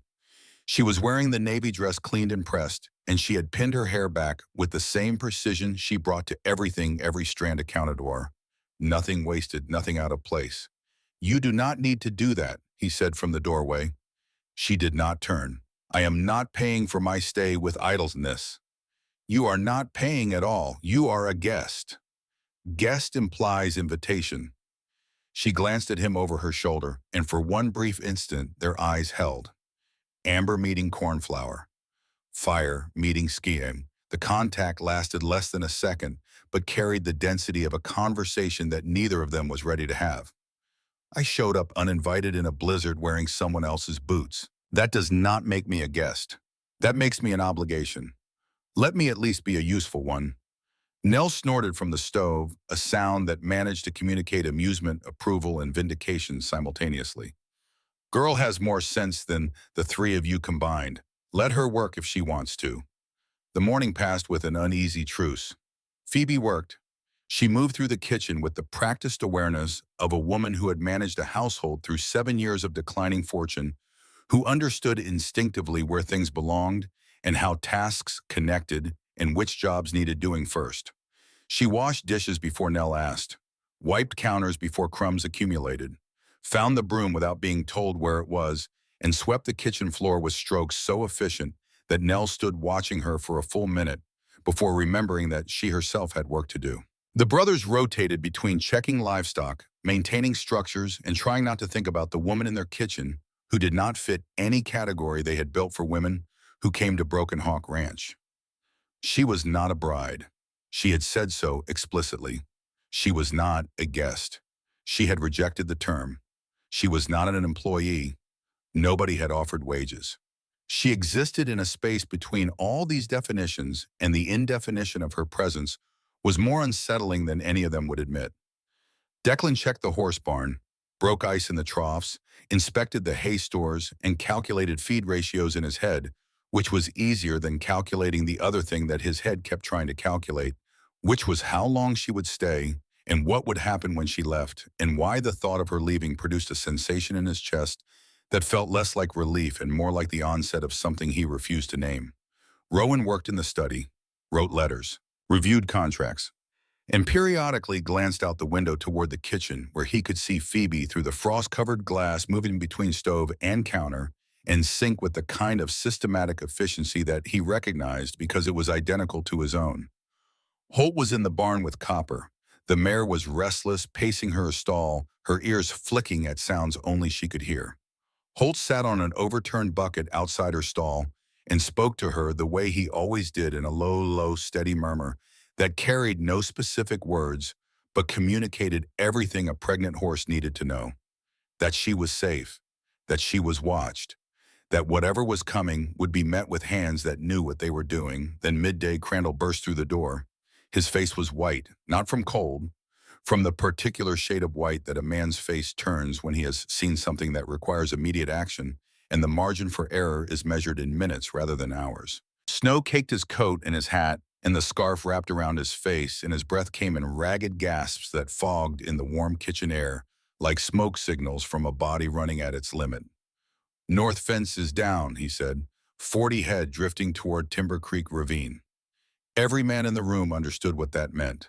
Timber Creek Ravine was a 100-foot drop onto rocks and frozen creek bed, a vertical wall of stone and ice that appeared without warning at the edge of a meadow hidden by snow until you were standing at its lip, looking down into darkness. Cattle driven by wind and panic would walk straight off the edge without understanding what was happening until the ground disappeared beneath them, and by then understanding was irrelevant because gravity does not negotiate. 40 head. At current market prices, that was more than most men earned in 5 years. But the number was secondary to the reality, which was that 40 living, breathing animals were minutes from a death that could be prevented if men moved fast enough and rode hard enough and were willing to put themselves between a panicking herd and a 100-foot drop in the worst blizzard the territory had seen in a decade. The Ashcroft brothers moved as a single unit. Years of crisis response compressed into instant action. The body remembers what the mind does not have time to think. Declan issued orders with the clipped precision of a field commander, his voice carrying through the house without being raised, each word landing on its target the way his fence hammer landed on post heads. Exactly. Completely. Without waste. Crandall, get the South crew. Every man who can sit a saddle. Rowan, coordinate from the stable. I want every horse that is not lame saddled and ready in 10 minutes. Holt the lead horses, your best 4. We will need animals that can think in this wind. Rowan was already moving, pulling on his coat, calculating logistics with the part of his brain that never stopped calculating. How many riders? How many ropes? How much time before the herd reached the ravine edge? How much time they did not have? Holt was out the door before Declan finished speaking, heading for the barn at a run, his boots punching through the snow crust, his body leaning into the wind that tried to push him backward. He knew which horses could handle this, knew them by name and temperament, and the particular quality of steadiness that separated a good cattle horse from a horse that would panic in a blizzard and add to the disaster instead of preventing it. And Phoebe Langford, standing in the kitchen doorway, with flour on her hands from the bread she had been helping Nell shape and fire in her eyes, that had nothing to do with the stove behind her, said 4 words that changed everything. I am coming with you. All 3 brothers turned. For one moment they looked so identical in their shock that Phoebe almost smiled. The same amber eyes widening by the same fraction. The same hard jaws dropping by the same degree. 3 variations on a single expression of disbelief, as though the universe had spoken in a language they understood perfectly, but had never expected to hear from this particular source. You cannot ride in this weather, Declan said. His voice carried the automatic authority of a man accustomed to being obeyed, the tone that sent 12 ranch hands into motion without question. But Phoebe was not a ranch hand, and the automatic authority that moved men like Sterling, Fife, and Crandall bounced off her the way the wind bounced off the granite face of Broken Hawk Mountain, present but ineffective. Can you, she asked, that is different. Well, why? Because you are a man. She stepped forward, and even with flour on her hands and a borrowed apron around her waist and an ankle that was still swollen beneath the oversized boot, she carried a quality that made the question rhetorical. I rode through Massachusetts blizzards for 3 winters when I was a girl. My father kept horses, good horses. He taught me to ride before he taught me to read because he said a woman who could ride could go anywhere, and a woman who could only read could only imagine going. I can sit a saddle. This is not Massachusetts. I know. Harder weather, harder land, harder men. She faced him directly, not challenging, not performing, simply standing in his path and stating facts with the same quiet precision she had used the night before when she told him about her father's ships and her uncle's scheme and the $37 hidden in a book. But those cattle will not wait for your pride to settle, and you need every rider you have. Rowan grinned. He could not help it. The grin appeared on his face like sunlight through a break in storm clouds, sudden and involuntary, and gone almost as quickly as it came. But Declan saw it. And Holt, standing in the doorway with 4 halters in his hands, he looked at Declan with an expression that communicated volumes without a single word. An expression that said, if you say no to this woman, you will regret it for the rest of your life, and I will make sure you know I know. Fine, Declan said through teeth that could have cracked walnuts. But you stay between Rowan and Holt. You follow orders. Every order, without hesitation and without argument. And if I say come back, you come back. Immediately, no discussion. Agreed. 20 minutes later, they rode into hell. The wind tried to rip them from their saddles. It came from the northeast in sustained gusts that hit with the force of something physical, something with weight and intention pushing against their bodies with a pressure that made breathing difficult and staying mounted an act of continuous resistance. Snow came sideways, horizontal, blinding, not falling from the sky, but flying through the air parallel to the ground, each crystal sharp as ground glass, finding every gap in clothing, every exposed inch of skin, every opening between scarf and collar and hat brim. The temperature was so far below zero that the distinction between cold and pain had ceased to exist. Every exposed surface burned within seconds. Fingers, ears, the bridge of the nose above the scarf line. Every breath felt like inhaling broken glass, the air so cold that it crystallized the moisture in the lungs and sent it back out as vapor that froze on contact with skin and fabric and horsehair. The horses fought for each step. These were mountain-bred animals, tough and sure-footed and accustomed to conditions that would kill lesser stock. But even they struggled, their powerful legs plunging through drifts that reached their bellies, their broad chests breaking trail through snow that reformed behind them like water closing over a stone. Phoebe rode between Rowan and Holt as ordered. Her seat was good, better than good. She rode the way someone rides who learned young and never forgot, whose body had absorbed the rhythms of horsemanship before her mind could form the words to describe them. Her weight was centered.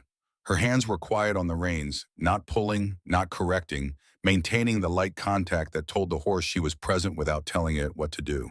Her legs moved with the animal's stride, absorbing the surge and plunge of each step through drifted snow. Her balance instinctive, automatic, the product of years on horseback that no amount of instruction could replicate. Rowan noticed. His analytical eye tracked her riding the way it tracked everything, measuring competence, assessing risk, filing the data in the mental cabinet marked relevant.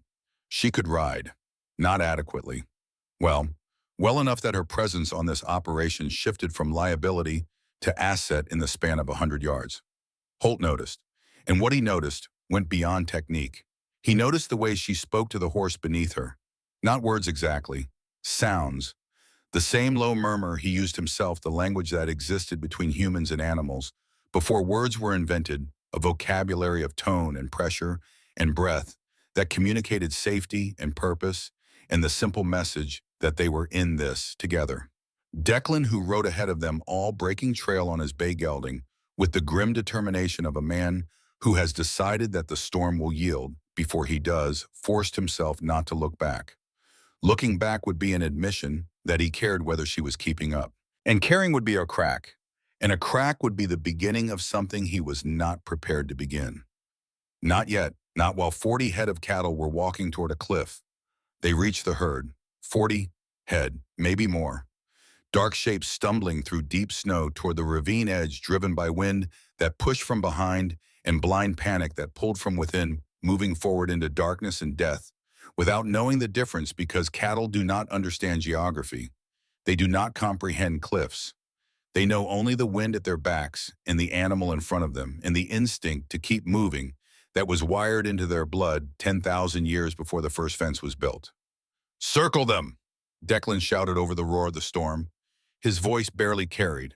The wind stole it from his lips and scattered it across the meadow like something shredded. "Turn the lead animals toward the eastern shelter, cut the front of the herd, and push them east." The riders spread out, 7 men and 1 woman against 40 animals in a storm that was trying to kill all of them. Declan went left, driving his gelding along the herd's flank, his rope coiled and ready. Crandall took the right flank, steady as always, his horse moving with the calm deliberation of an animal that had done this before and understood the stakes. Rowan moved to block the ravine approach, positioning himself between the cliff edge and the herd's direction of travel, a human wall mounted on 800 pounds of horse. Holt held the center, his voice carrying above the wind in a tone that the cattle could hear, low and steady, the sound of authority that even panicked animals recognize.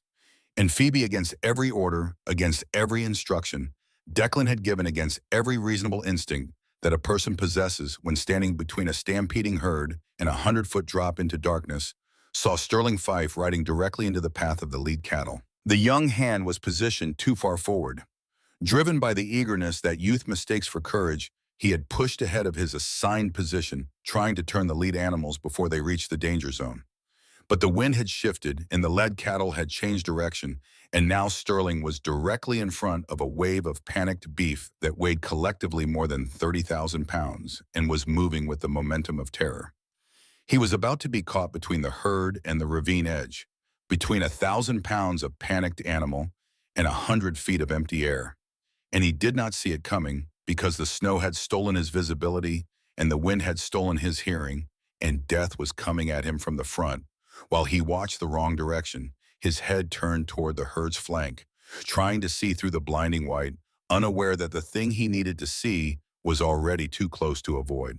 Phoebe spurred her horse forward. She did not think. Thinking would have taken too long and produced the wrong answer.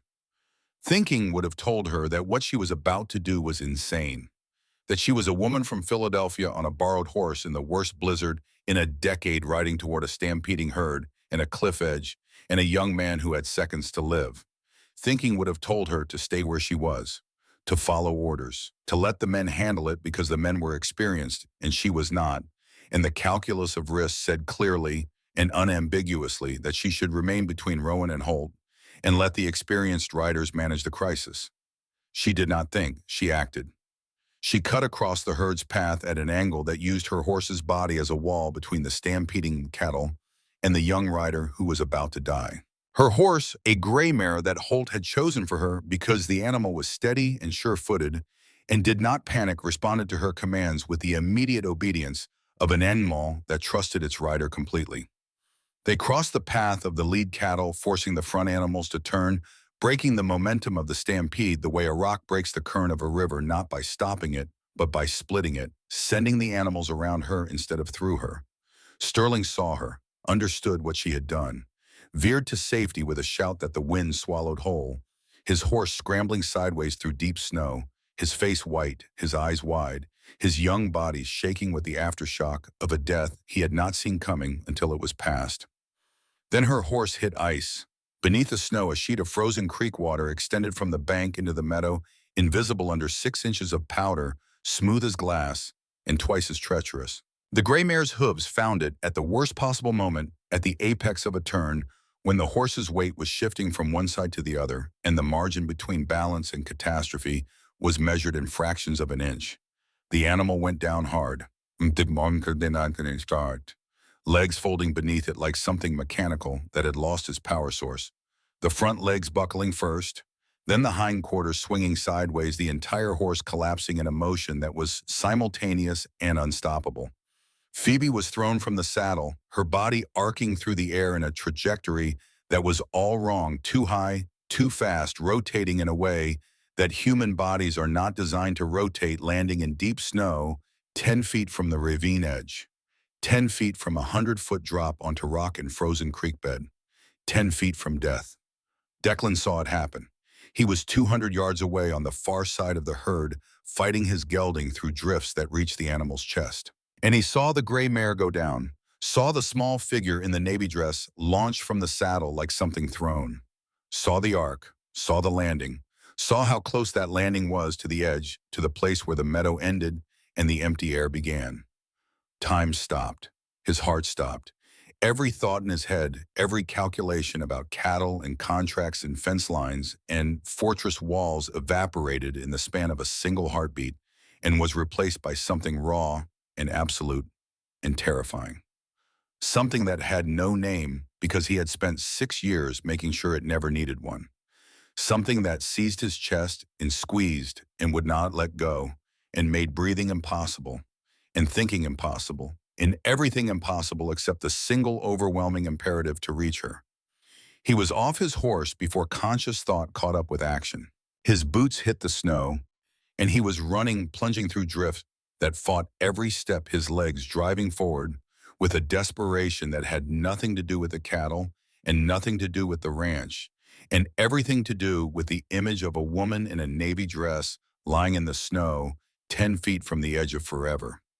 Phoebe was already trying to stand, because of course she was, because Phoebe Langford did not lie in the snow and wait for rescue.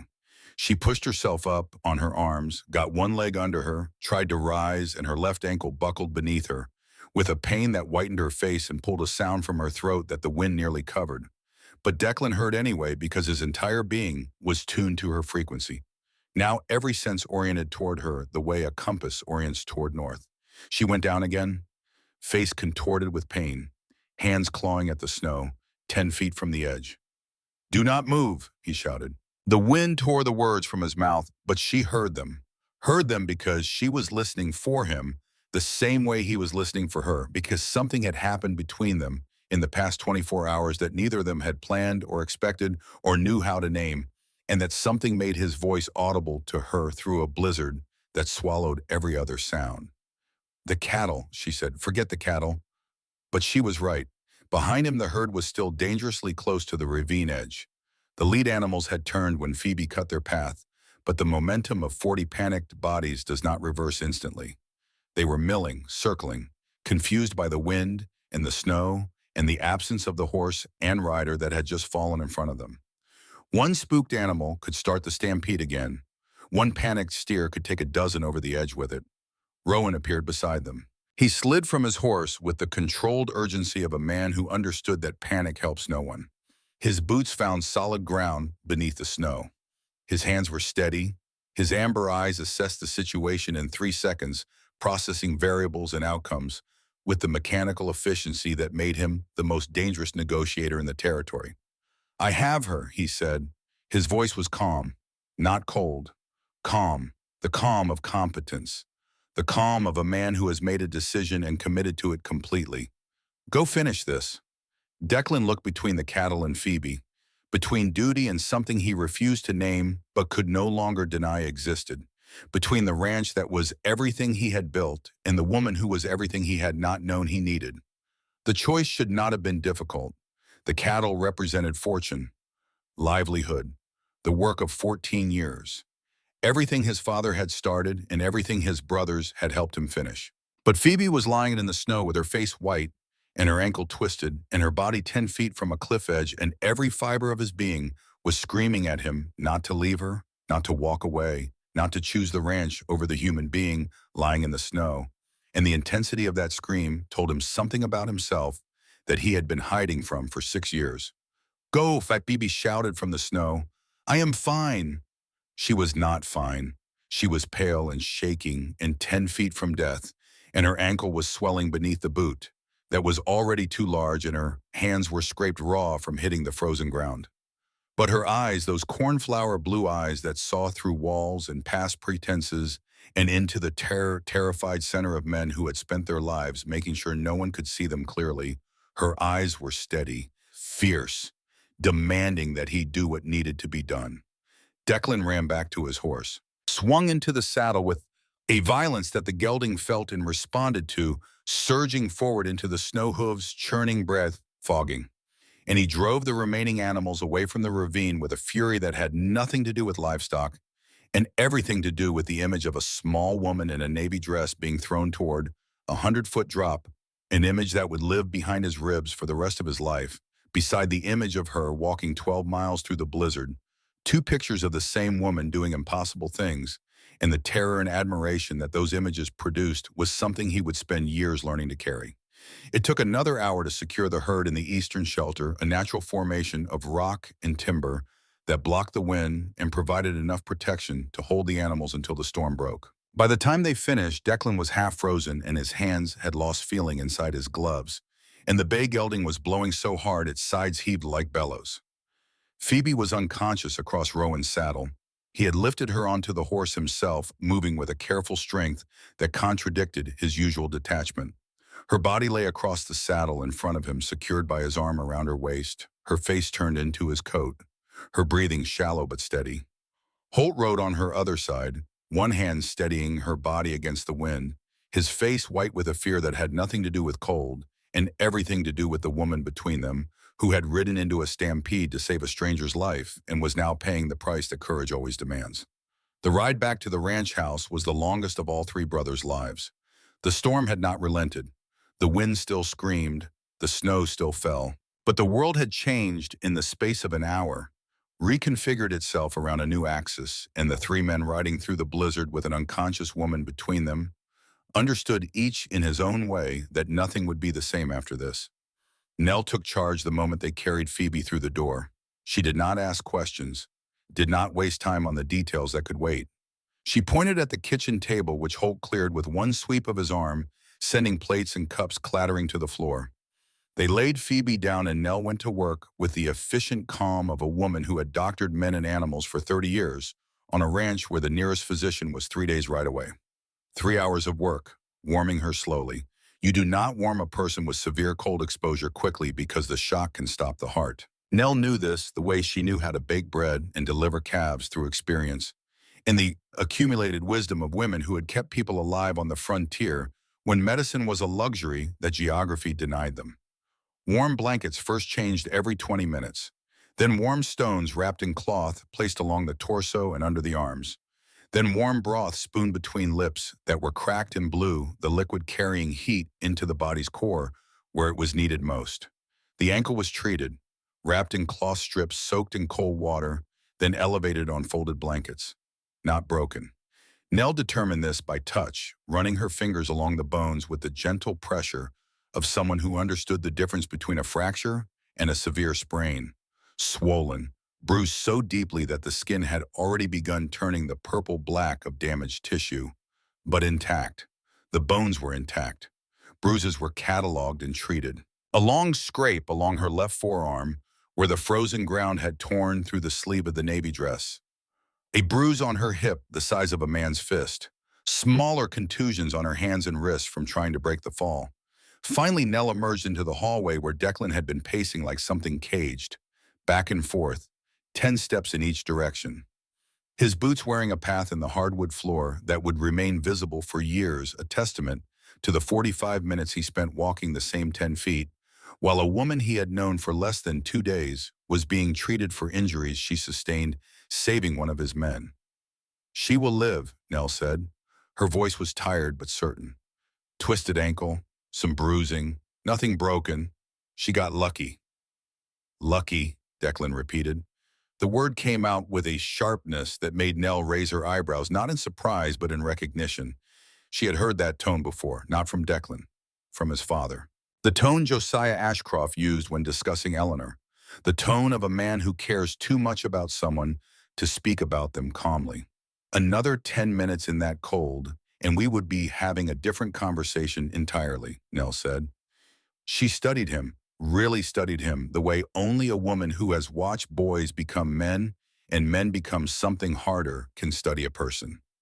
With patience, with the accumulated insight of decades spent observing the Ashcroft brothers navigate the space between what they felt and what they had allowed themselves to show. She saved Sterling's life out there, Declan. Cut the herd off before it could push him over the edge. You saw that. I saw it. She rode into a stampede in a blizzard on a horse she had never ridden before to save a man she had never met before. That is not desperation. That is not a woman with no other options doing whatever it takes to survive. That is character. The kind you cannot fake and cannot teach and cannot buy with dowries or political connections. I never should have let her come. You could not have stopped her. Nell's voice softened, not into weakness, into the particular strength that gentleness requires when it is deployed by someone who understands its power. That woman has steel in her spine. Reminds me of someone else I know. Declan stood in the hallway after Nell left, alone with the sound of Phoebe breathing through the closed door. Slow breaths, steady breaths, the breaths of someone who was alive because she had chosen to be, because she had walked 12 miles through a blizzard and then ridden into a stampede, and the combined force of those choices had not killed her, though it had come close enough that the margin of survival could be measured in feet. And he whispered something he had not said aloud in years, had not believed in years, had not allowed himself to need in years. Winter always ends. He was not sure if he was talking about the storm outside or the one inside him. The blizzard that had held the valley in its grip for days, or the longer, colder winter that had held his heart in its grip for 6 years. But standing there listening through the closed door to the woman who had walked through a killing blizzard and then ridden into a stampede to save a stranger's life, he thought perhaps for the first time since Rosalind Kemper had boarded a stagecoach and taken his trust with her, that the walls he had built might not need to be quite so high. He opened the door, sat down in the chair beside her bed, and waited. Because Phoebe Langford had come to Broken Hawk Ranch asking for nothing, expecting nothing, carrying nothing but $37 and a refusal to let fear make her decisions. And somehow that was more dangerous than any proposal, any dowry, any calculated arrangement that 23 women in 5 years had offered. She had not asked to be let in. She had simply knocked. And the fortress, for the first time, had not known how to keep the door closed. The blizzard held Broken Hawk Ranch for 4 more days after the cattle rescue, and during those days something shifted in the house on the mountain.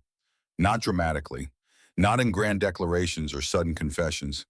It shifted the way seasons shift, in accumulations so small you do not notice them until the landscape has changed entirely, and you cannot remember what it looked like before. Phoebe Langford, despite an ankle that turned purple overnight and swelled to twice its normal size, refused to spend a single waking hour in bed. By the second morning, she had reorganized Nell's pantry from floor to ceiling. Every jar labeled in clean, precise handwriting, every container sorted by type and quantity. A written inventory created on paper she found in Rowan's study, listing every item, every amount, every estimated date of depletion, so that anyone in the house could determine at a glance exactly how much flour, salt, sugar, salted, meat, and dried beans remained for the winter. Nell resisted at first, the resistance of a woman who has maintained a system for 12 years and does not appreciate being told that her system has flaws. I have a system, Nell said, arms crossed, standing in the pantry doorway like a general defending territory. Your system requires you to be alive and present every time someone needs to find the cornmeal. Phoebe replied, not looking up from the jar she was labeling. My system requires literacy, which everyone in this house possesses. Nell stared at her. The stare lasted 5 seconds. Then Nell laughed, a real laugh, the kind that shook her shoulders and made her eyes water, and emerged from a place deep enough that it surprised even her. She had not laughed like that since before Josiah Ashcroft died. "Where did you learn to do this?" Nell asked, watching Phoebe work with the efficient speed of someone who had organized much larger operations on much smaller budgets. "I ran my father's household from the time I was 15. My mother died that year. 7 years of managing a budget that shrank every quarter while the expenses stayed the same." Phoebe paused and something that was almost a smile crossed her face. The first one Nell had seen that reached her eyes. That lived in them rather than just passing through. When money is scarce, you learn to count everything. And when everything has been counted, you learn that knowing what you have is worth almost as much as having it. Within 3 days, Phoebe had also taken over the ranch correspondence, which had been accumulating in Rowan's study in stacks that threatened to achieve structural significance. Letters from suppliers unanswered for weeks, invoices unreconciled for months, a filing system that existed only in Rowan's memory and was therefore inaccessible to anyone else, a fact that Rowan had never considered a problem because he had never imagined anyone else would need access to it. Rowan handed her a stack of papers 2 inches high with the cautious expression of a man offering a bone to an unfamiliar dog, not certain whether the gesture would be welcomed or his hand would be bitten. He stood in the study doorway and watched her sort them in half an afternoon, creating categories where chaos had lived, imposing order on disorder with a precision that made him look at the documents, then at her, then back at the documents as if verifying that the same person who had arrived in borrowed boots was now organizing his filing system better than he ever had. "You are wasted as a mail-order bride," Rowan told her one afternoon, leaning in the study doorway while she reconciled 3 months of cattle sale receipts against bank deposit records, her pen moving down columns of numbers with the speed and accuracy of someone who had been doing this work since childhood. "You should be running a bank. Women do not run banks. Women do not ride into stampedes and blizzards either." He paused, let the observation settle. "You seem to specialize in things women do not do." On the fourth morning of the blizzard, Holt led Phoebe into the main barn. She limped on her wrapped ankle, but refused the crutch Nell had fashioned from a broom handle, preferring to manage her own pain in her own way, to carry her own weight, even when that weight caused her to wince with every step. Holt understood that instinct. He shared it. The refusal to accept accommodation that might be interpreted as weakness, even when the accommodation was offered with kindness and the weakness was only physical. "This is Copper," he said, stopping at the stall of the chestnut mare. Her belly was round and taut with foal, her coat thick with winter growth, her eyes large and dark and watchful. She stood at the back of the stall with the careful posture of a pregnant animal protecting what she carried. "She will deliver in a few weeks, maybe sooner. I need someone to check on her when I am out with the herd." He showed Phoebe how to approach a pregnant horse.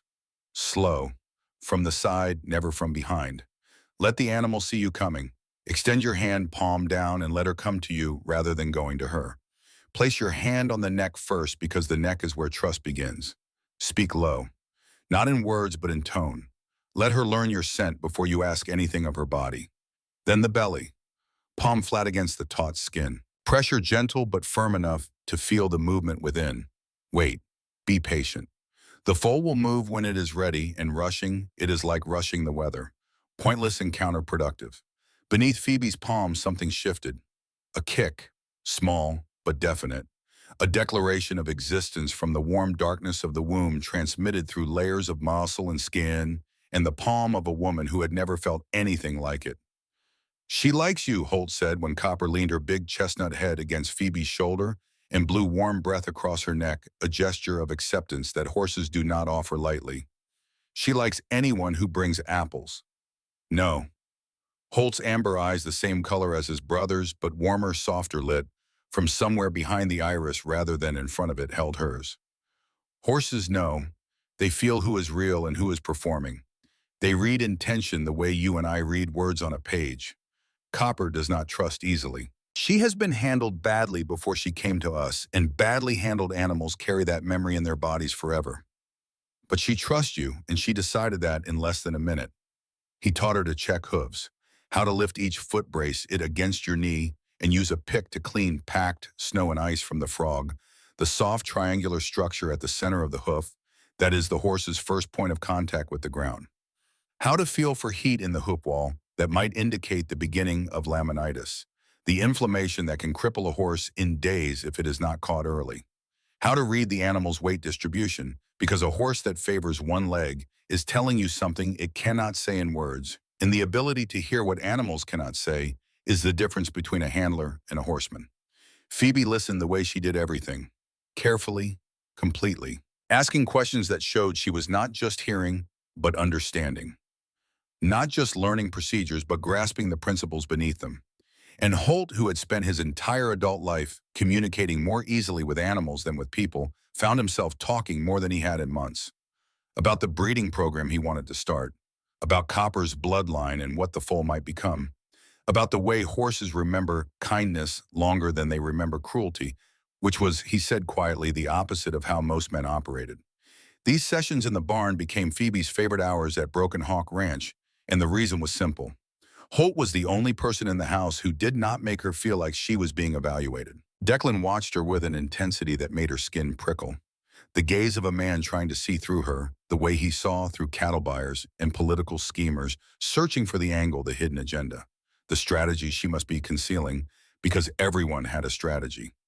Rowan analyzed her with a tactical mind that she could practically hear clicking, processing her every word in action, the way his mind processed contracts, looking for leverage points and weaknesses in the terms of whatever deal she was silently proposing. But Holt simply shared what he knew with someone who wanted to learn. And the warmth of that simplicity was something Phoebe had not felt since her father read to her on winter evenings in Philadelphia before the ship sank and the money disappeared and the world stopped being kind. On the fifth morning, Phoebe found Declan behind the house splitting firewood. He had been at it for an hour already, judging by the pile of split logs stacked neatly beside the chopping block. Mathematically precise, each log the same length, each split producing halves of approximately equal size, stacked in alternating layers for stability and airflow, because wood that is stacked poorly will rot before it dries, and wood that rots is wood that is wasted, and Declan Ashcroft did not waste anything. She stood in the doorway watching him work, and he did not notice her. There was a beauty to it that she had not expected, not the beauty of performance or display, the beauty of competence, of complete mastery of a physical task refined over years of repetition until the movements were no longer movements, but expressions of the body's deepest knowledge. The way he placed each log on the block with precision, centering it, reading the grain, the way Rowan read contracts, looking for the natural split lines that the wood itself wanted to follow. The way he lifted the axe over his right shoulder in one smooth arc, his body coiling like a spring, shoulders and torso, and hips all winding together, storing energy in the twist of muscle and bone. All that power held in check for one instant before releasing it downward in a strike that split the wood cleanly every time. Same angle, same force, same result. "Teach me," she said. Declan turned axe in hand, snow in his dark hair. Surprise crossed his face and vanished. He was not a man who allowed surprise to linger. "What? Splitting wood. If I am staying here, I need to know how to do it." He wanted to say no. She could see the refusal forming on his face the way weather forms on the horizon, building from nothing, gathering mass and momentum. But then he remembered what she had said on her first night. Why? Because you are a man, and the memory of that question and the tone in which she had asked it, and the way she had looked at him while asking it, dissolved the refusal before it could fully form. He reached for the smaller axe hanging on the wall of the woodshed and placed it in her hands. It was lighter than the one he used, but still heavy enough that she felt its weight settle into her arms and shoulders, demanding attention, requiring respect. Left foot forward, right hand at the base of the handle, left hand slides up when you lift, slides down when you swing.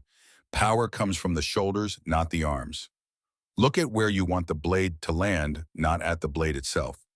Her first swing missed the log entirely and buried the axe head in the chopping block with a thud that sent vibrations up through the handle and into her arms.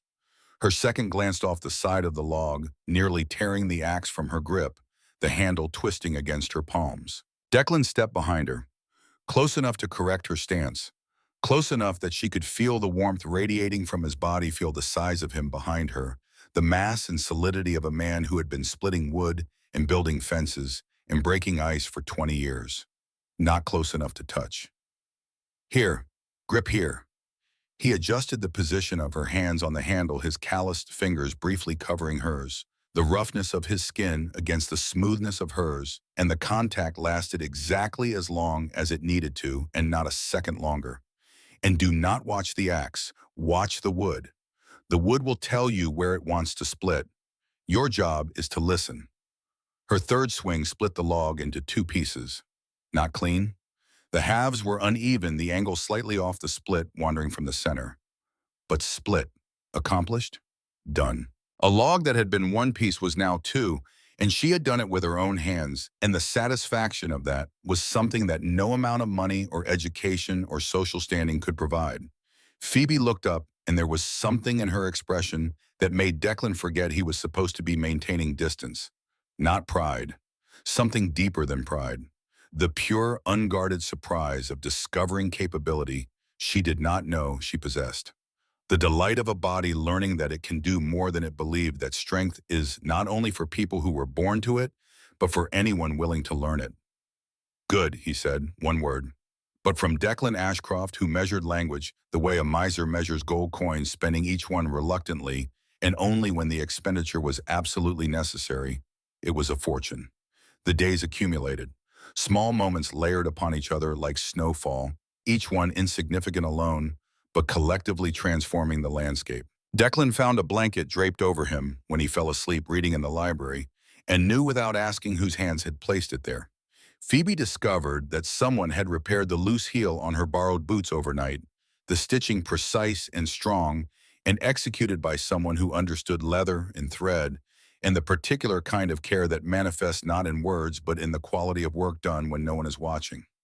Rowan noticed that the account ledgers now balanced to the penny for the first time in 2 years, and said nothing but started leaving his most complex correspondence on the desk where Phoebe worked, knowing she would organize it before he returned. And through it all, Declan orbited Phoebe the way a planet orbits something it is afraid to touch but cannot stop approaching. He found reasons to be in whatever room she occupied. Needed a book from the library where she was cataloging shelves. Required papers from the study where she was reconciling accounts. Had questions about the pantry inventory that could have waited but that he asked anyway because asking them meant standing near her, and standing near her meant being close to whatever she carried that made the rooms warmer when she was in them. Then he found reasons to leave. Because the warmth was too much. Because the proximity was dangerous.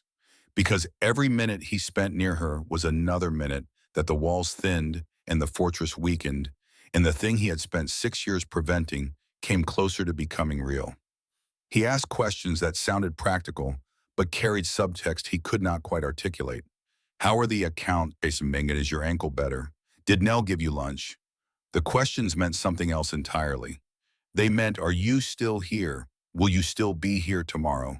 What is happening to me, and how do I make it stop without making you leave?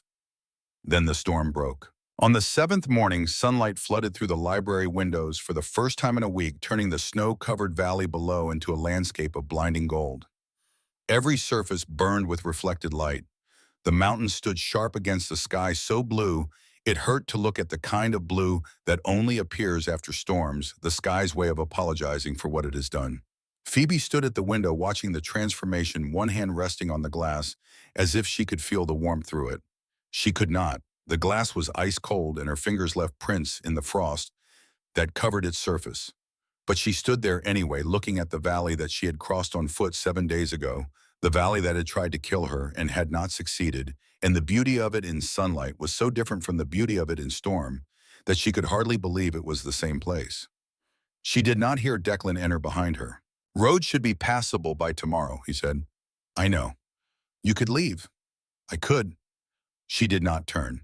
Is that what you want? Now she turned, and the morning light caught her face in a way that made Declan's chest tighten, with something that was not desire and not fear, but some unnamed territory between them that he had spent 6 years pretending did not exist. The light turned her hair to gold, and her eyes to sapphires, and the lines of her face to something that belonged in the paintings his mother had left in the attic, the paintings nobody knew about, because Eleanor Ashcroft had created beauty in private the way her eldest son created walls. What I want does not change reality, she said.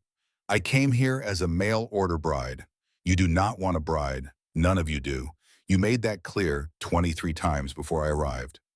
You are not them. The words escaped before he could catch them. They flew from his mouth like birds from a cage, unpredictable and irrecoverable, and they hung in the air between them, more honest than anything he had said in 6 years, more dangerous than any ravine or blizzard or stampeding herd. I feel like this house has been empty for years, and I did not notice until you filled it, he said, and his voice was rough, scraped raw by the effort of saying things he had never said and feeling things he had never allowed himself to feel. I feel like you see things about me that I have spent a decade hiding, and instead of using them against me, you just see them. Just hold them, like they are facts and not weapons. He was not looking at the valley now. He was looking at her, only at her. Every reason I had for pushing people away does not apply to you. Every test I designed to keep people out, you walk through. Not because you are extraordinary, though you are, because you are honest. And honesty is the one thing I never tested for because I never believed anyone would bring it. Declan, I am not asking you to marry me. I am not asking you to love 3 difficult men on a mountain in the middle of nowhere. I am asking you to stay long enough for us to figure out if this is real. If what I feel when you are in the room is something more than two lonely people finding comfort in proximity. Because if it is real, then every wall I built was wrong. And I need to know. Phoebe studied his face the way she studied everything. Carefully, completely. Searching for the lie, the angle, the calculation she had learned to expect from men who wanted something. She searched the way a woman searches who has been betrayed by the people who are supposed to protect her, who has learned that trust is a currency most men counterfeit. She did not find it. What she found instead was sincerity so raw, it was almost painful to look at directly, like staring at the sun on fresh snow. 1 month, she said. Give me 1 month. Let me stay. Let me work. Let me see who you are when you are not performing strength for strangers. Let me see who I am when I am not running from the last disaster. If it is real, we will figure out what comes next. If it is not, I leave. No guilt, no blame, no debt. 1 month, he agreed, but I will not pretend I do not care about you during that month. If I am feeling something, I am saying it. I have spent 6 years pretending, and it has cost me more than I can afford. Honesty works both ways. Agreed. The kiss, when it happened, was not planned by either of them. Declan reached out to brush a strand of hair from her face, a gesture so tender it surprised them both because tenderness was not something Declan Ashcroft practiced, and accepting it was not something Phoebe Langford expected. His calloused fingers touched her temple, brushed the strand aside, and lingered there for a moment that lasted longer than it should have. Their eyes met. The distance between them, which had been simultaneously too much and not enough, since the moment she walked through his door, simply ceased to exist. He leaned forward. She did not step back. And when their lips met, it was not with passion or urgency, but with the careful honesty of 2 people who had been hurt before and were choosing to trust again, despite every scar telling them not to. When they separated, Phoebe's eyes were bright. That was terrifying. Absolutely. Good, I am terrified too. He almost smiled. She almost laughed. And standing together in the golden morning light of a library filled with books that nobody had read for years, and paintings that nobody knew existed, in the accumulated silence of a house that had been waiting for exactly this moment, for one brief and perfect instant, the future did not look like more of the same. I did not expect you, Declan said quietly, but I am not letting you go. A man keeps his word, she said, and it sounded like the beginning of something. Not an ending, not a conclusion. The first sentence of a story that neither of them knew the shape of yet, but both of them, standing in the morning light with the taste of honesty on their lips, were willing to read.